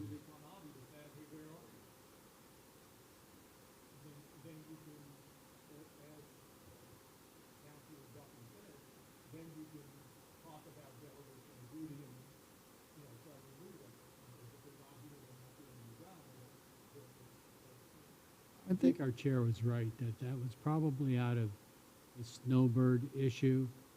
And I agree with you that if you're not here, you're gonna have to be here 45 weeks to attend all the meetings. Because you could homestead your property and be here, 6 months in a day, right? So that's less than 45 weeks, and I think the intention then was we need to have really full-time residents here to be able to serve on the council. And we don't have that issue anymore. It's less of an issue, but it's still, I think that it's relevant, but But it it's gets covered hot. by above, right? All right, so everybody wants that part removed, the highlight removed? Yes. And you want the have had resided in the district for at least X amount of time? I go back to questioning how you measure that. Well, one way to measure it is through the elections office, because you would have to file your residency to get an election card to get to your district to vote. I think Karen answered that for us, that somehow it's asked how long you've been here, or, Yes, it is. But suppose I lived in my house for a year, and then I decided I want to run for office, but I never registered to vote, and now I go and register to vote. I've resided, but I'm not a registered voter, and do you approve it? Oh, it's the you sign a form saying that you've lived there for X. The loyalty oath, yeah, the state loyalty affidavit. oath. And then if, so you attest that, yes, you've lived in this district for at least 1 year, and then if your neighbor said, no, I saw them moving in 5 weeks ago, they'll rat on you. So it's more of a, you attest that, yes, this is Okay. true, and then if something happens. understood, yeah, okay, You do have to sign the oath, yeah. yeah, okay, all right. All right, and so for the time now, 1 year? I think that's fair. Yes. 1 year it is.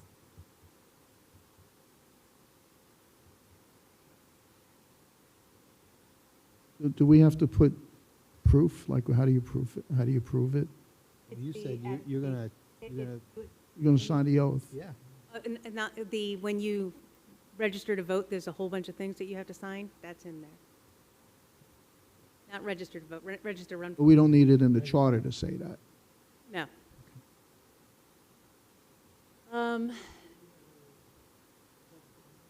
Oh, sorry.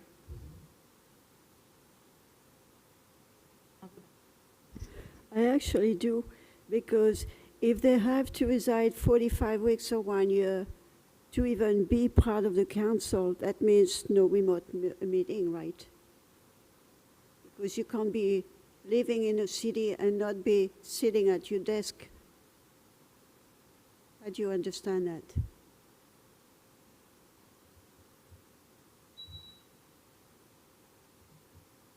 Anyone else?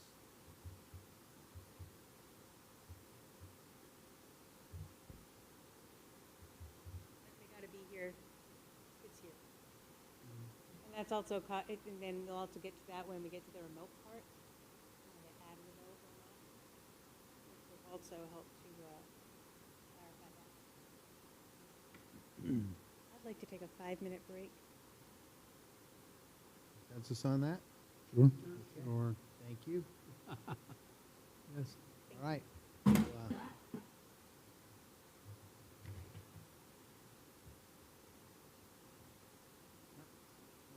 Recess.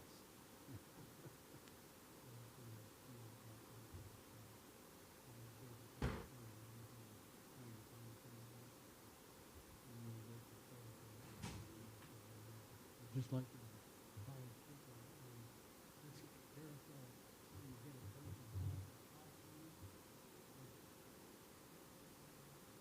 Yeah, up at, was it Kentucky? No, and it wasn't Penn State. It was, Kentucky. They didn't fire Kentucky guy, did they? Did they? Oh, I didn't see that.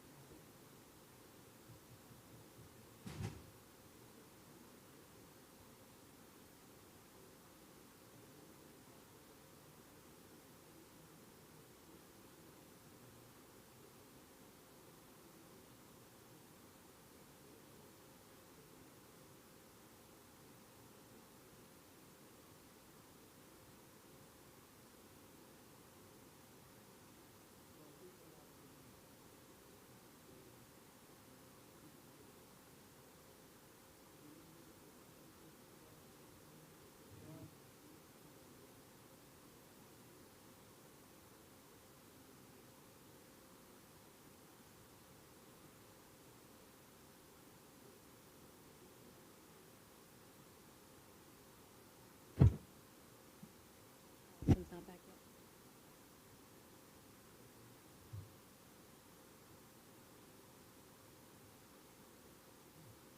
Consumed a lot of water. I usually limit my We must be getting soft. Usually we go 3 hours nonstop, so. yeah, I consumed a lot of fluid. Yeah. Bad.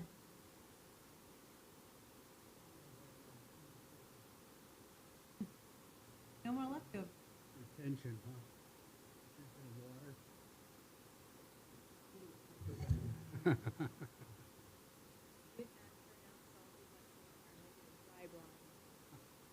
Ah, All right, well, we'll reconvene, Okay. and I think we might have the gentleman wants to make a public comment. Yeah.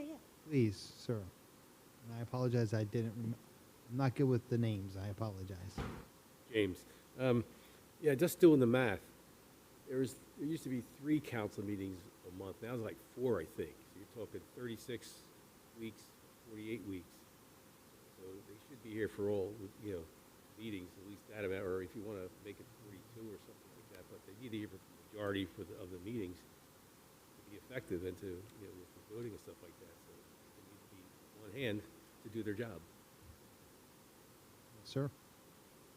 Well, they already have that. You miss 3 meetings and you're out, right? So. All right, so we're going to continue. Okay. And we'll also address the voting remotely when we get up to that part, because that ends up being a way to avoid. Yep.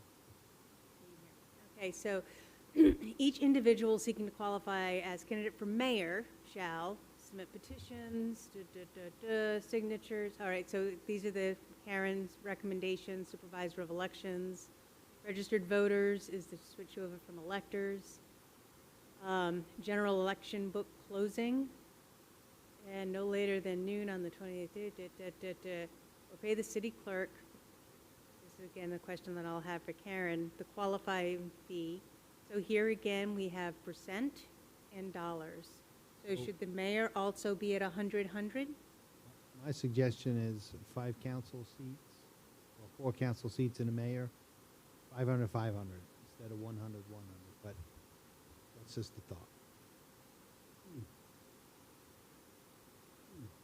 On the what? For the mayor, in other words, we discussed either 100 signatures from the entire city or a $100 fee. I'm suggesting for the mayor, 500 signatures from the whole city, $500 fee. I agree, it should be a higher number. 'Cause right now, that fee, 10% of what's the salary, $36,000? I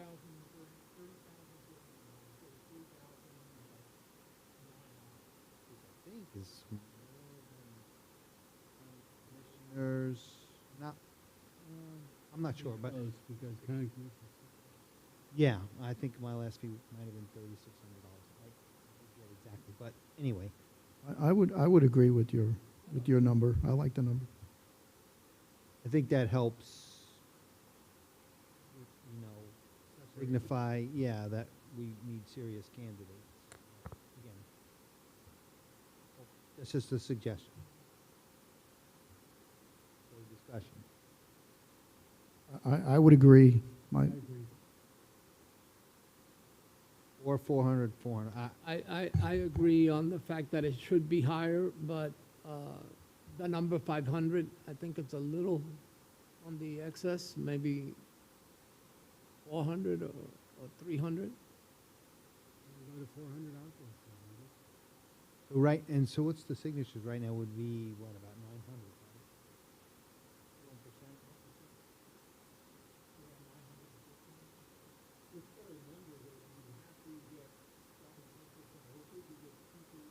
Absolutely.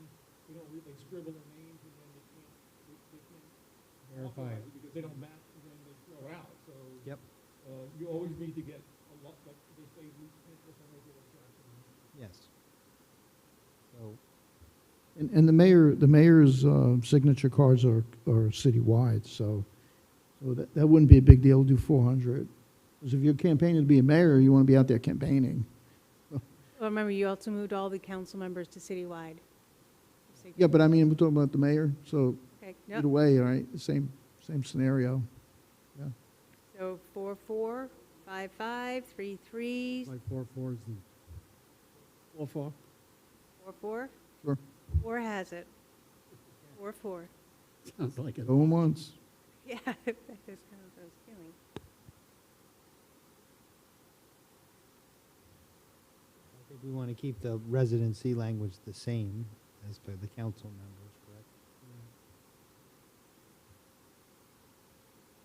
Well, right now, everyone the city clerk, can you answer the question? Does everyone turn their paperwork into you, or do they turn it into the elections office? For, like, qualifying paperwork? Qualifying comes to the city clerk's office. The petitions? No, that's like step 2. The petitions go directly to the supervisor of elections. Does that make sense why she had me update the? Yeah, that's a, Okay. mhm. All right, and then the mayor has to have lived within the city limits for at least 1 year. Yeah, that should be without question. I mean, you know, I'd be okay with 10 years, but that's fine. In addition, this again, the conversation, mayoral candidates and the elected mayor shall reside at least 45 weeks in each year within city limits. in-person meetings are gonna have to be here anyway. Whatever we did before. So you want to mirror the council minus the 4-4? Yes. 1 to 4-4, everything else the same.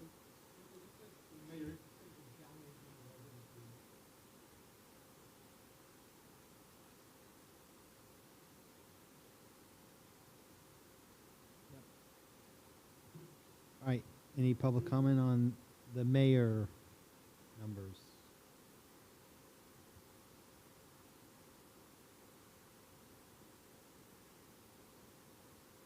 Okay.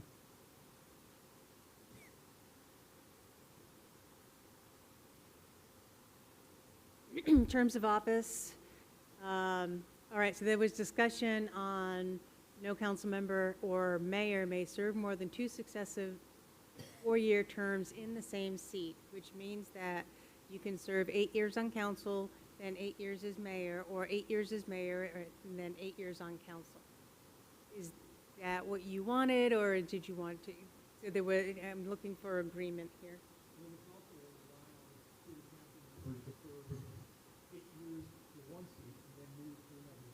Yes. Yes. That one's costly.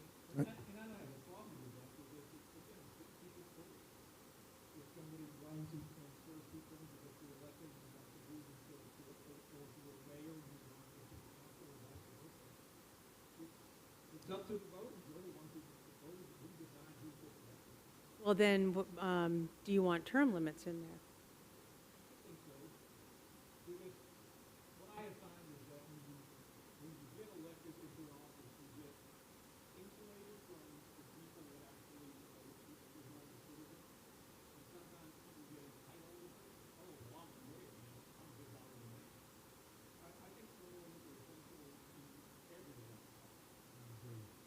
So are we saying that this is two, we said successive, but are we just saying two? If a person runs now and they win, they're in for 4 years. They run again, they lose. They come back, they win again. Okay? Does that mean they can perpetually run again? It's just 2 terms. 2 successive terms, so you can't serve more than 8 years in the same seat. But you can then not serve for 4 years, or 2 years and move, depending on the seats, and then go and get reelected for 8 more years. Well, 4 years and then get reelected. I personally, I have to say this, though, because it irks me. First of all, if a person wants to run for office and take all that abuse and run again and again, that's up to them. But I don't think that we should allow anyone to run more than 2 times, no matter how we do it. Because we do not need a person who may have a lot of capital behind them, who could be backed by nefarious people. And then, I'm just using summations, but, and run for a seat and then come back and move to a better neighborhood, different neighborhood, an older neighborhood, and then get another seat to do more voting in the favor of whatever it is. We just need to eliminate anything like that. And the only way to do it is 2 terms. You're saying Period. do it like the presidency. Like the president, 2 terms. That's it. No matter what you are, no matter who you are, no matter how much money you have, no matter how many friends of influence you have, 2 terms. So would that also include being in 2 terms in the same seat, or 2 terms, so you could be on city council, then if you do 2 terms on city council, then you cannot run for mayor? No, I don't think so. My opinion on that is that, you know, you may have really done a great job as city council and think that you could do an additional good job as mayor. It is different than what I was saying before, you know, because you're not running in 2 different council seats. You're running. Yeah, I think it should be allowed, but whatever the board thinks. But Maybe a maximum of a term. In other words, you've been in 8 years in a council seat and can run for mayor. You say then you can only be a total of 16 years or a total of 12 years?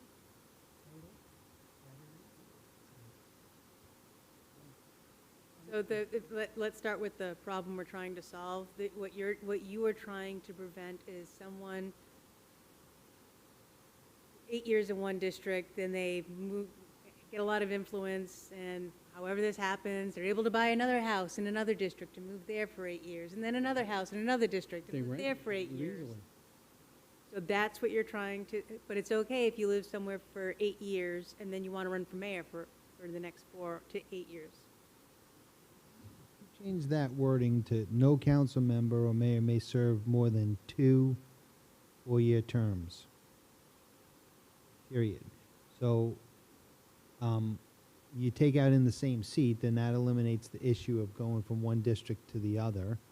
But it doesn't mean you can't run 8 years, have 2 4-year terms as a council member and then 2 4-year terms as a mayor. No one has a problem with that, correct? My concern would just be that it would be read as council or mayor. So make 2 separate lines, B and Okay. B1, right? You could do that too, and Or no Yeah. council member may serve more than 2 4-year terms in this, are we keeping in the same seat? I say eliminate it, but then that, And then successive. So no council member may serve more than 2 4-year terms. No mayor shall serve more than 2-year terms. Two 2 terms as well. 4-year terms.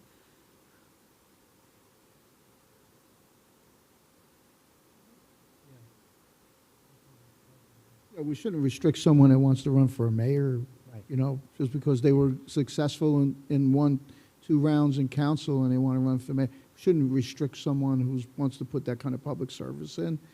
But again, if mayor's mayor, council, council, it's 2 4-year terms max, that's it. And you could go either way, from council to mayor or mayor to council. Agree. Yeah, I agree with what the chairman said.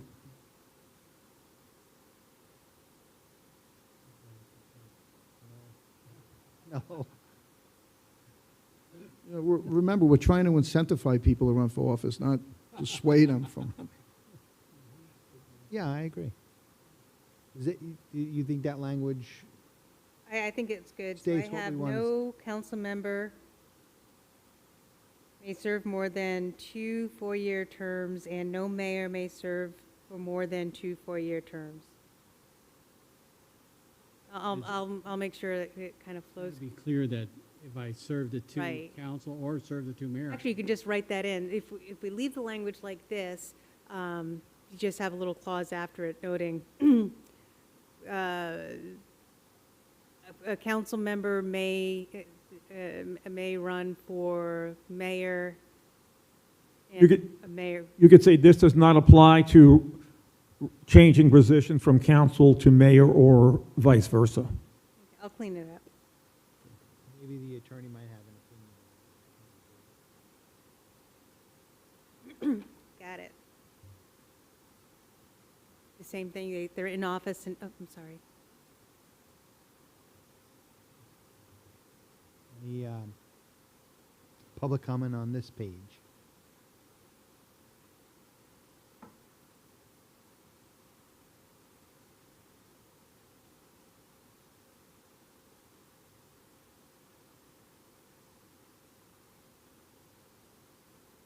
I may be misunderstanding all this, but with the residence requirements, you could not run from one council seat to a different district because you wouldn't be a resident of the same district. You can run from a council seat to the mayor, but you may not be able to run from mayor to a council seat if you live in a different district. So I think the only valid succession would be a council seat to the mayor. Other than that, I think the residency requirements preclude you from doing so. He's right. You would have to wait at least two years in order to become a council member in that district for a year. So you have to skip. So there's a safeguard there. I think it's a good idea to remove that successive and just have, as you all suggested, either 2 terms as a city council or 2 terms as a mayor, and altogether 4 terms in office. Else than that, we find ourselves like what we have in Congress right now, and it's not working very well.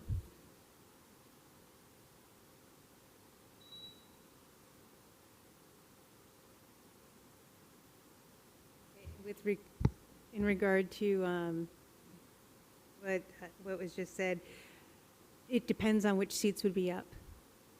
So it depends on which district if the mayor lives in a district that is on the mayoral election cycle, they could just go from mayor to council, Or not. or not, or vice versa. But that would be because they'd be already living in their district for a year. So, but yeah, that's a great point.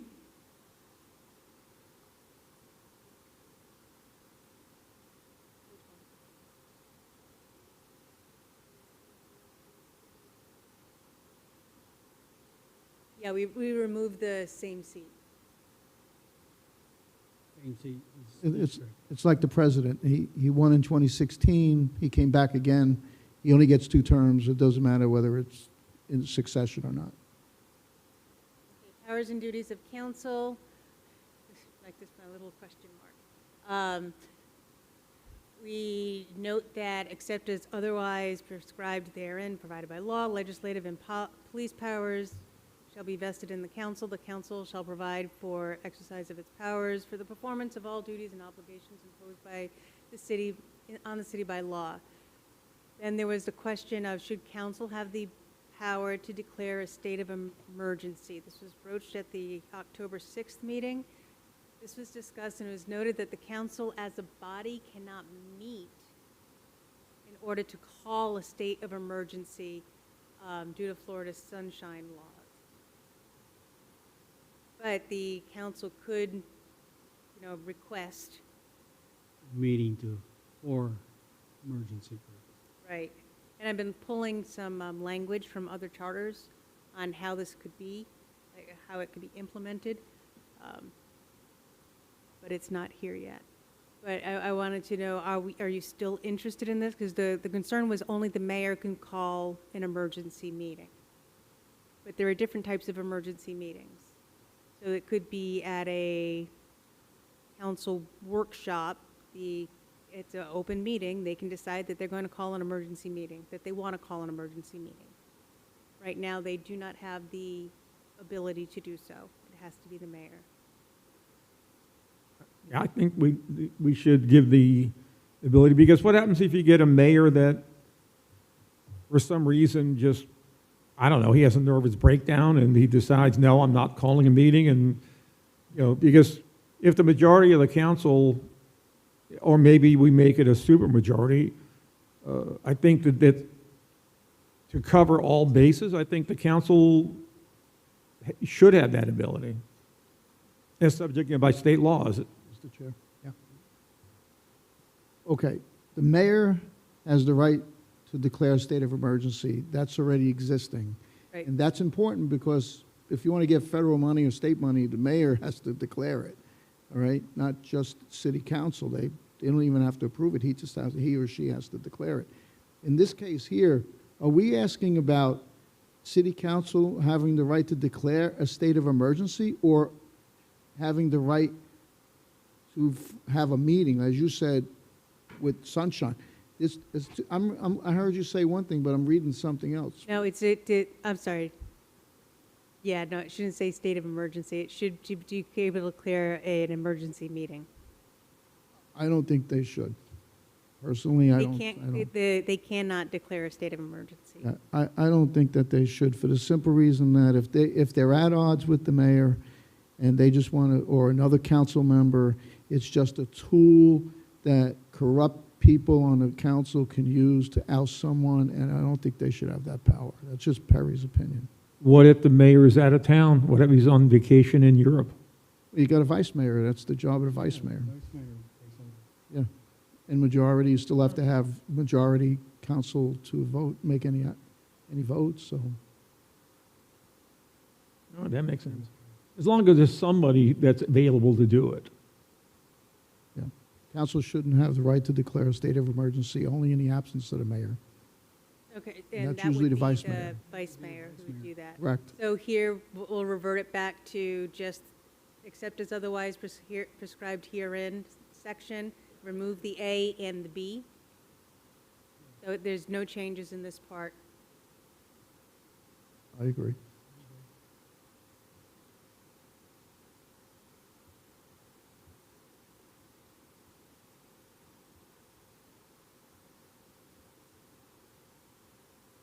Public comment.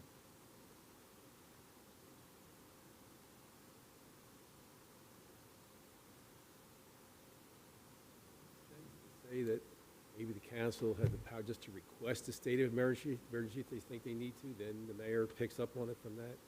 I think they have that ability now. I mean, they can at least maybe, they see a need, they can request it, and they submit, and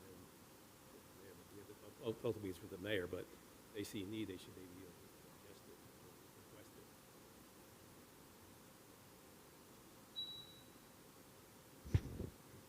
it. I think the city council and the mayor together should be part of that process for state of emergency, but also the state of emergency should be defined as related to the weather catastrophic event and have nothing to do with politics. Like, let's say there's a hurricane, there's a fire, a major accident that involves a big part of the city, or things like that. Because those things do exist and they need a quick response. And but as a whole, as they vote for things, why not they include them all? We did discuss emergency ordinances, and the doctor and I kind of looked into, I don't find anything in the state statutes that specifically apply to municipal cities in terms of anything about guidance about emergency ordinances. So I know that will come up later in the charter when we get to that. And I think that at that point, maybe it would be, we'll take it back up and talk about emergency ordinances and, because it is in the charters, but later on in one of the other articles. But humor me, I mean, you were a city manager and you were chairman of the county. Commonly, the governor declares, and automatically every mayor, 10 seconds later, is going to start to sign their requirements so that they can make sure that they're in line for the emergency funds if needed. So they don't even need, the mayors never need the council to do that if the governor declares. So they're pretty well protected. And I think what there's, from my county experience is that it'll be ratified by an ordinance like within a certain amount of time after the emergency declaration is made by the chair of the commission or the mayor. So, and you're right, you have to do those as fast as possible for FEMA reimbursement purposes and that kind of stuff. So, as long as we have ratification process in here, maybe Dr. Dumont, you could find out that language. Yep. You could maybe add that if the commission wants to. Yeah, but I think it's automatic. I think that they have to you have to do that, because if the governor does the emergency and then the mayor declares it, but yet, well, you were elected and. But it could be a local emergency. It may not have anything to do with the state. The state. I guess I don't even know if it was rule or law, but it just seemed to me it was almost automatic. At the next meeting, everybody said, we declared a state of emergency. To make an It order. would be an emergency ordinance, because, Yeah. but there are other ways to deal with emergencies and the power that's vested in the mayor, and like how long the mayor would hold those powers, then when it has to go to council to vote to extend those powers if needed. So there's a lot that goes into it, because it's not all states of all emergencies are not State. all, Would well, be it doesn't have to local. even be the whole state for the governor to call a state of emergency in a portion of the state, but You could have a derailed freight car with, with bad toxic chemicals. gas that, that's a real thing that can happen, and it may require a state of emergency to be declared. So powers to the sheriff and, law enforcement, I don't know, So I'll, scenarios. so I'm going to look at what the other, what the state has, and then I'll also look at what other charters in Florida have for emergency ordinances, calling for emergency meetings. Local issue, Pardon? the local issue. Yeah. And do you want me to include the powers that transfer to a mayor during a state of emergency and how long the mayor holds those powers? Unless it's already in an ordinance somewhere, which I don't know if it is or it isn't. And there has to be a reason that they do it. Well, that all of that should be contained in the emergency ordinance itself. It should declare the state of the emergency, describe what it is, describe how long the ordinance, should last for. It was one of the things, it's later, but it's one of the things that I had brought up. And then when you decided, well, maybe that's enshrined in state law and it's not necessary, be redundant. But I looked into, like I said, state statutes. I don't see anything about emergency ordinance and municipal powers. There is a couple of statutes that talk about counties and what counties can do in emergency, but I didn't find anything related to municipal governments. We just don't want city council calling an emergency meeting because they disagreed with the mayor. I mean, that's what we want to avoid. Exactly, because you can wait until the next regular scheduled city council meeting to deal with that. You don't need an emergency meeting for that. Correct.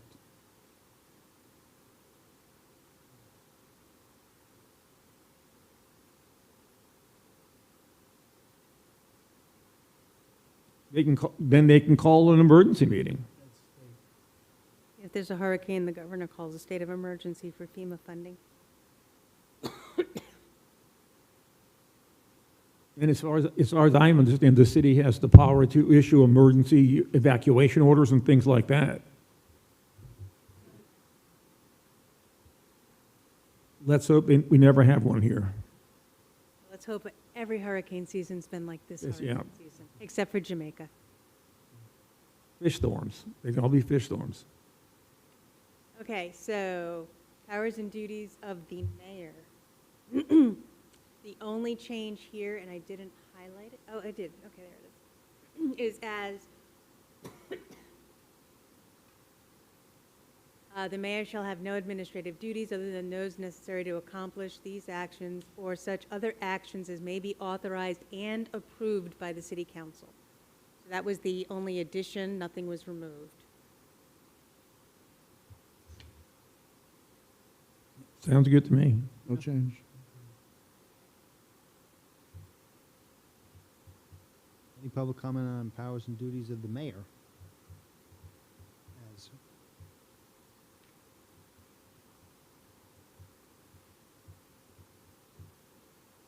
all right, seeing none, we'll keep going. The vice mayor, no changes.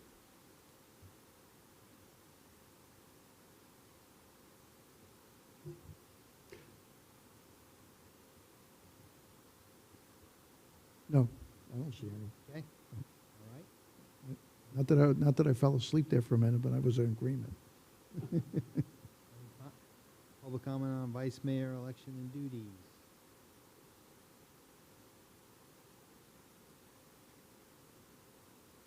Moving right along. Compensation and expenses. There's some changes, just so you know. The compensation, council members and mayors shall receive an annual increase in compensation that reflects the CPI increase received by city employees. Any increase in compensation that exceeds the CPI will need to be approved through referendum. Such additional compensation shall not take effect until the date of commencement of the next term. Expenses, the council may provide for reimbursement of approved expenses, removing actual, including adding approved, incurred by its members while performing their official duties. Any expenses that exceed 2% of the council member or mayor's salary must be approved by the council. Benefits. Elected officials shall not be eligible for employee benefits, including health insurance or retirement benefits. if I may. Yeah. I mean, I did bring this up earlier. I apologize for stepping out of the sequence. However, I do believe that the health benefit, health insurance should be offered because, like I said before, it could be someone who has a job that might get interfered with and reduce their hours at work, which would make them not eligible for their health benefit. So I think that we should offer it, but we should not be offering that stipend check, if that's what they were getting, ever. Like, you don't get paid, you don't take the health benefit that the city offers you, you just don't get paid for it then. You don't get a check because you don't want it. So I really don't think there should be anything, but we should offer it. As far as retirement benefits, this is an elected position. You shouldn't be getting a retirement benefit. Maybe years ago, when there was nobody running for office and they kind of kept getting elected, it was a benefit for them to have. But today, I really think that's just a waste of money. You run one time and you get, your money goes into an account, you get that money. It's not fair to the taxpayer. My comment is that some people are self-employed and they look at the idea, well, I can run for council and I get that nice health benefit paid for every month. And I just don't, I happen to realize that somebody did that and I just am not in favor of it. I don't say they weren't a good elected representative. But one of the driving forces was they were going to have to pay $350 a month just for basic insurance every month. So that being paid for by the city made a thing. So I'm not in favor of giving them any benefits whatsoever. I do have, if I may, is it still in state statute that if you serve in municipal service or county service for some years, they are to provide a retirement for you, a minimum retirement? No, there's a rule if you're in, you can accumulate in certain retirement systems. So if you're in the FUS, the Florida retirement system, then you don't have to be at the same employer as long as you stay in Florida. In Jacksonville, the retirement is the elected officials and the employees. So you see like some elected officials go to like constitutional office because you're putting into the same number of years to be able to receive that retirement benefit. But it's not that, if you work in these areas and there's no connection on any of the benefits. It may have been an old state statute years ago. It was something like, it wouldn't happen. You served 20 years as a council member, the municipality would provide you a certain percentage of what your salary had been or whatever. But I think that's gone. I went out with term limits. Yep. Probably. Can I make a comment on Mr. Miller's point? If you have someone who's self-employed and they're going to take time from their business, and it would help to get the health insurance because they may be using time from their business. If it's the smallest perk there is, that's probably just about the best we should do. Not having that person restricted because they're reducing hours at the job that they do, whether they're voluntarily or not, volunteering to do so. So that's about the only benefit. No retirement, should never be a retirement. But I really believe that the health insurance and no payment in lieu of getting the insurance should be done. But we should offer it just because there are a lot of people that are self-employed that are going to run for office. And probably would help a little bit. I would disagree with you, Perry. I think that public service is public service. It's not a full-time job. You volunteer to do it because you want to serve your community, serve the city, serve the county, whatever it is. And I would be very surprised if there was any employer who would voluntarily cut the hours so they wouldn't have to provide health insurance to their employee, because most companies would be thrilled to have an employee as an elected official. If nothing else, even if they don't do business in an area, it's prestige, and if they are a local company or a Florida company, they might potentially think they could benefit from having an advocate sitting on the city council or in the county commission. Free advertising. And like I said, I'd be interested to try to hear if anybody, if that had ever happened, that somebody's hours were cut because they're leaving. Everybody that has served on the city council so far from 1998 till now has managed to get along, without health insurance. I don't see that it's a necessary thing. And I think that it's public service. You're supposed to make some sacrifices for public service. It's not supposed to be something that enriches you. I do agree with you totally. Public service is important. I think the reason why they did this was that they thought, they being the previous councils, and I don't remember when this health insurance thing went into effect, but 2022. 2022. I think that their thought, and that's the comment that I've heard a couple of times, is that it would attract perhaps a more younger candidate. I don't believe it does, but, It hasn't. I mean, I know it's only been 3 years, but their whole justification was to attract younger and more varied candidates, and it hasn't happened. So it's obvious that the increased salaries and additional health insurance, and the benefit of taking the cash payout of the health insurance if you don't want it. We still have basically older people that are running and getting elected. I would say that the reason why you have older people running and getting elected is because your meetings are during the day. Younger people tend to have 9-to-5 jobs. Well, it So didn't if stop. if this was to get, It didn't stop Nick Younger Kloufus from people. serving 2 terms as a city councilor. there's Is what? he self-employed? No, he works in IT, but I don't know whether he has defined hours or not. Okay, so I'm not seeing an agreement on health. I withdraw So my, let's start with the things that there is agreement on. Dr. Dumont, I withdraw my comment regarding the inclusion of health insurance. I agree with Mike Martin, service is service. Okay. Everybody in agreement with that? Yes.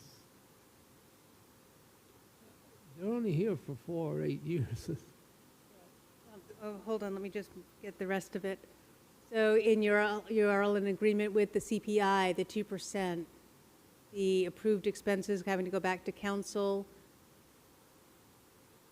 Yeah, you just need a limit to make sure that somebody is not, putting in for $100,000 in expenses in a year because they just, I'll take my car, I'll drive here, I'll drive there, I'll go to a bake sale. I mean, one of the arguments that Mayor Alphen, who was the guy who pushed this, said to me was that, I work Sundays. I had to go judge a bake sale on Sunday. I said, that's not part of your duties. That was your decision to do it. And as a politician, you want to go and, shake hands and kiss babies, but that's your decision. It's not part of your job as a mayor to spend your Sundays judging bake sales. Okay. Ready for public comment?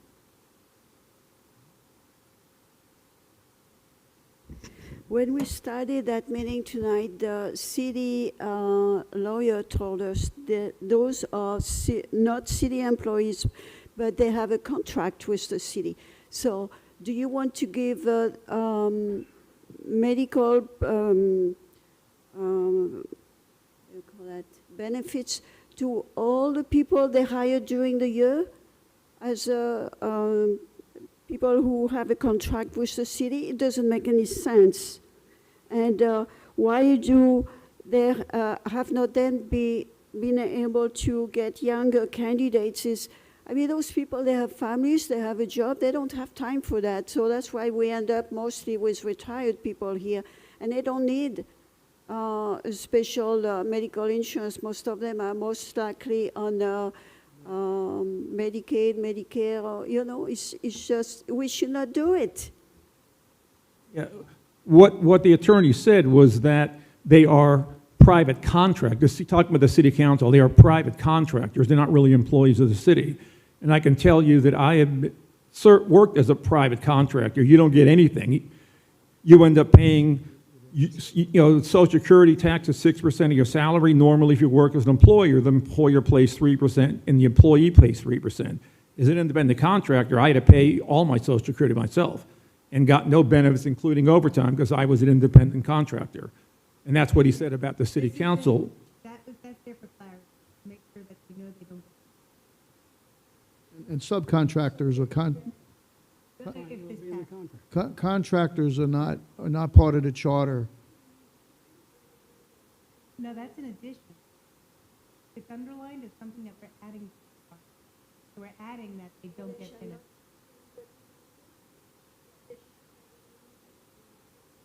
It was withdrawn. I will withdraw. Yeah, he withdrew it. We withdrew it. Yeah, we don't Yes. want it. Yeah.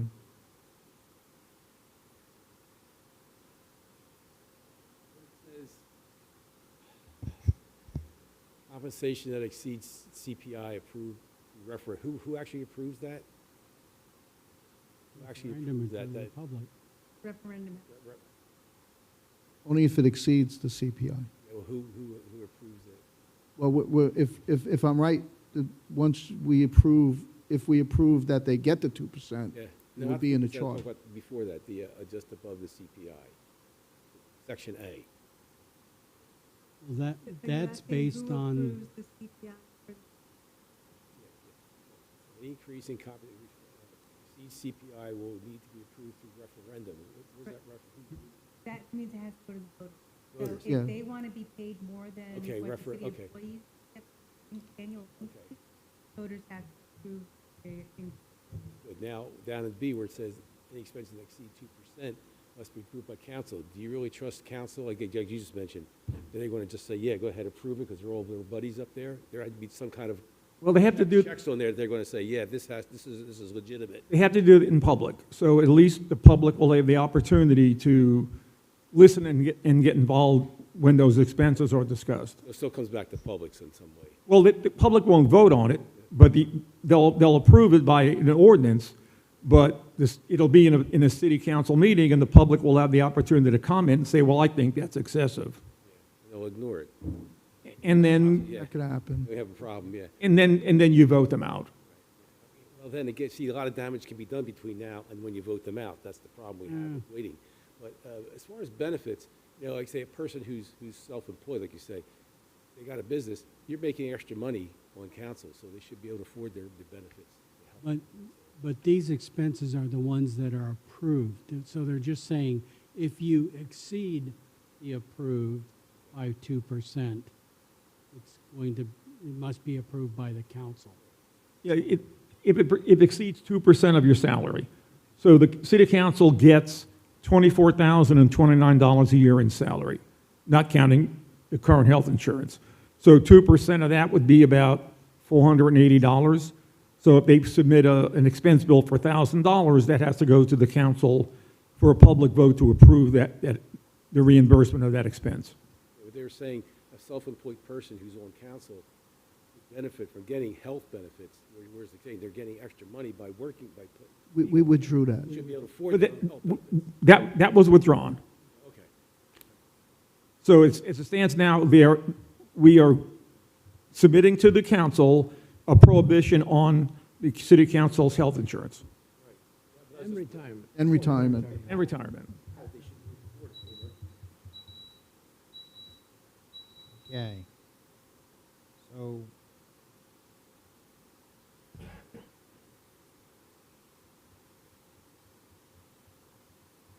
You can see it as it's read. As it's read. I know it's a vicious cycle and an ever-ending circle, but these propositions will all go to the council for their approval. What happens if they still want benefits? You're going to going to see an uproar. I think the contingency should be, it has to be stipulated what benefits they're going to get. For instance, I do not believe that a single individual running for an office should be, get disproportionately less than somebody who has a family. So my proposal would be that if we give them benefits, because if they come back and say, no, we want benefits and you're not going to do anything about it, we should earmark to say, you should only get single individual benefits. So that means that it's something in the state of Florida, I believe, the health care for a single individual on average is about $5,300. So I would pay them $5,300, but I wouldn't say all your dependents I'm going to pick up also. So I think we need to put verbiage in there to stipulate, should they renege and vote in benefits, that the benefits are limited to X number of dollars, which I would say would be a single individual. Mr. Chair, but they could renege that too. Oh, I understand that. So my comment would be with the 5 people up here, not that we're all powerful, and I guarantee you, if we agreed on whatever we agree on, we're going to be out there when they're going to be doing this vote. Oh, I understand. I'm going to say there's going to be an uproar I agree all the with you. time that these gentlemen I mean, put in, especially Michael. I mean, he's just really gone all out. but of the current board, basically, the mayor basically told me to my face, I'm retired, I don't want any benefits. Gambaro is in the military, so he has chompers probably. Sullivan is the same thing. So you're basically talking about Ty Miller and the vice mayor. So you're talking about a limiting number of people. So I wouldn't give, and they both have families. Two members I referred to. So I would just tell them, if you want benefits, you're going to get single individual, and that's it. These are suggestions we're making to them for the charter, which could go on for 10 years if there's not another process to revise it. So it's really, the situation that is in place today is irrelevant because it could, Understandable. and unfortunately, all we have the power to do is to make a recommendation, and they could scrap the whole thing. That's correct. So the best way to prevent that is to, at least for us to be united in stating our purpose, and then for you all to help us when the meetings happen to give public comment. Correct. To state those things.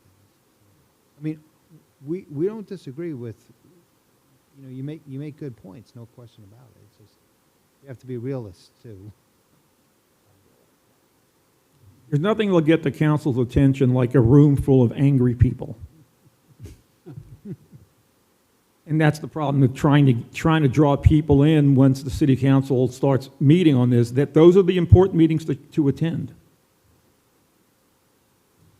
How much more do we want to go to Recap. for today? Yeah, well, that actually works out, I think, pretty Great. good. So, okay. Okay, so to recap, keep the preamble, note the Bill of Rights should be an ordinance. The Bill of Rights should be an ordinance. Also, we'll note an ordinance for a city council manual. Then,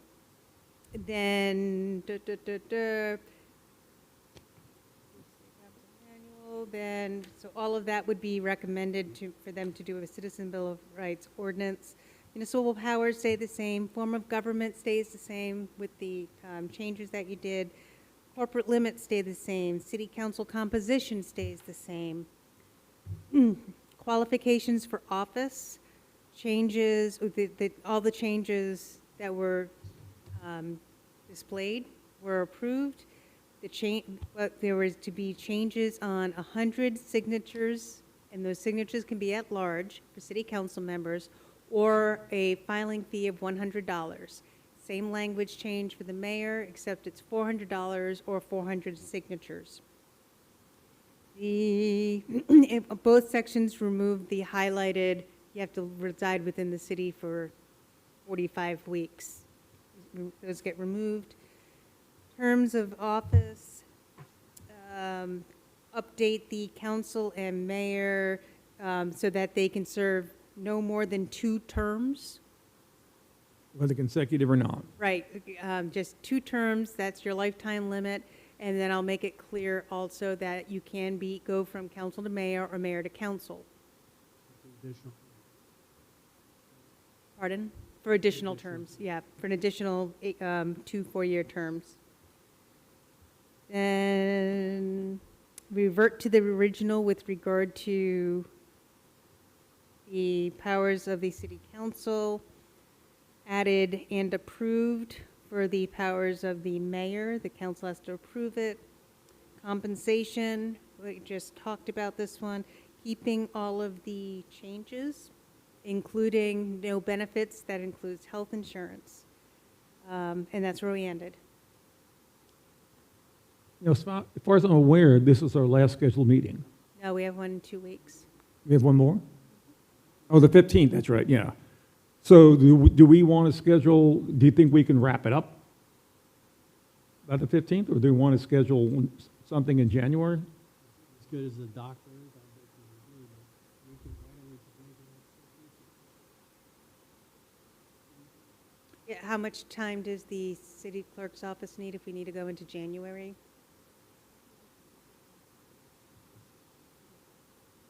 So if we determine next meeting, which would be the 15th, that we wanted to have at least one more meeting, which would probably not go till January anyway, there's enough time for notice and all of that stuff, yeah. So are we okay if we make Yeah. that decision next meeting? Because we still have to go through the rest of the charter, and then we have to prioritize. Right, I don't think we're finishing at the next meeting. I think we're gonna need at least one more, maybe 2. Yeah, there are a Yeah. couple heady ones, So, like the yeah. compensation. But in terms of deciding that, we'll just postpone that until next meeting. Is that okay? Yeah, that's okay. Okay, so we're good there. All right. So if that's the case, then we'll just go back to public comment for any one last bite of the apple, public comments for tonight.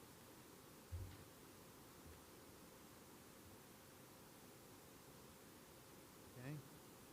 Then, commission members, anything else to talk about? Hey, you're good. I'll second. All right, we have a motion to adjourn. We're adjourned. Well, thank you, everyone. Thank you, everyone. Thank you, everyone. And thank you to all those folks that came. He didn't ask you.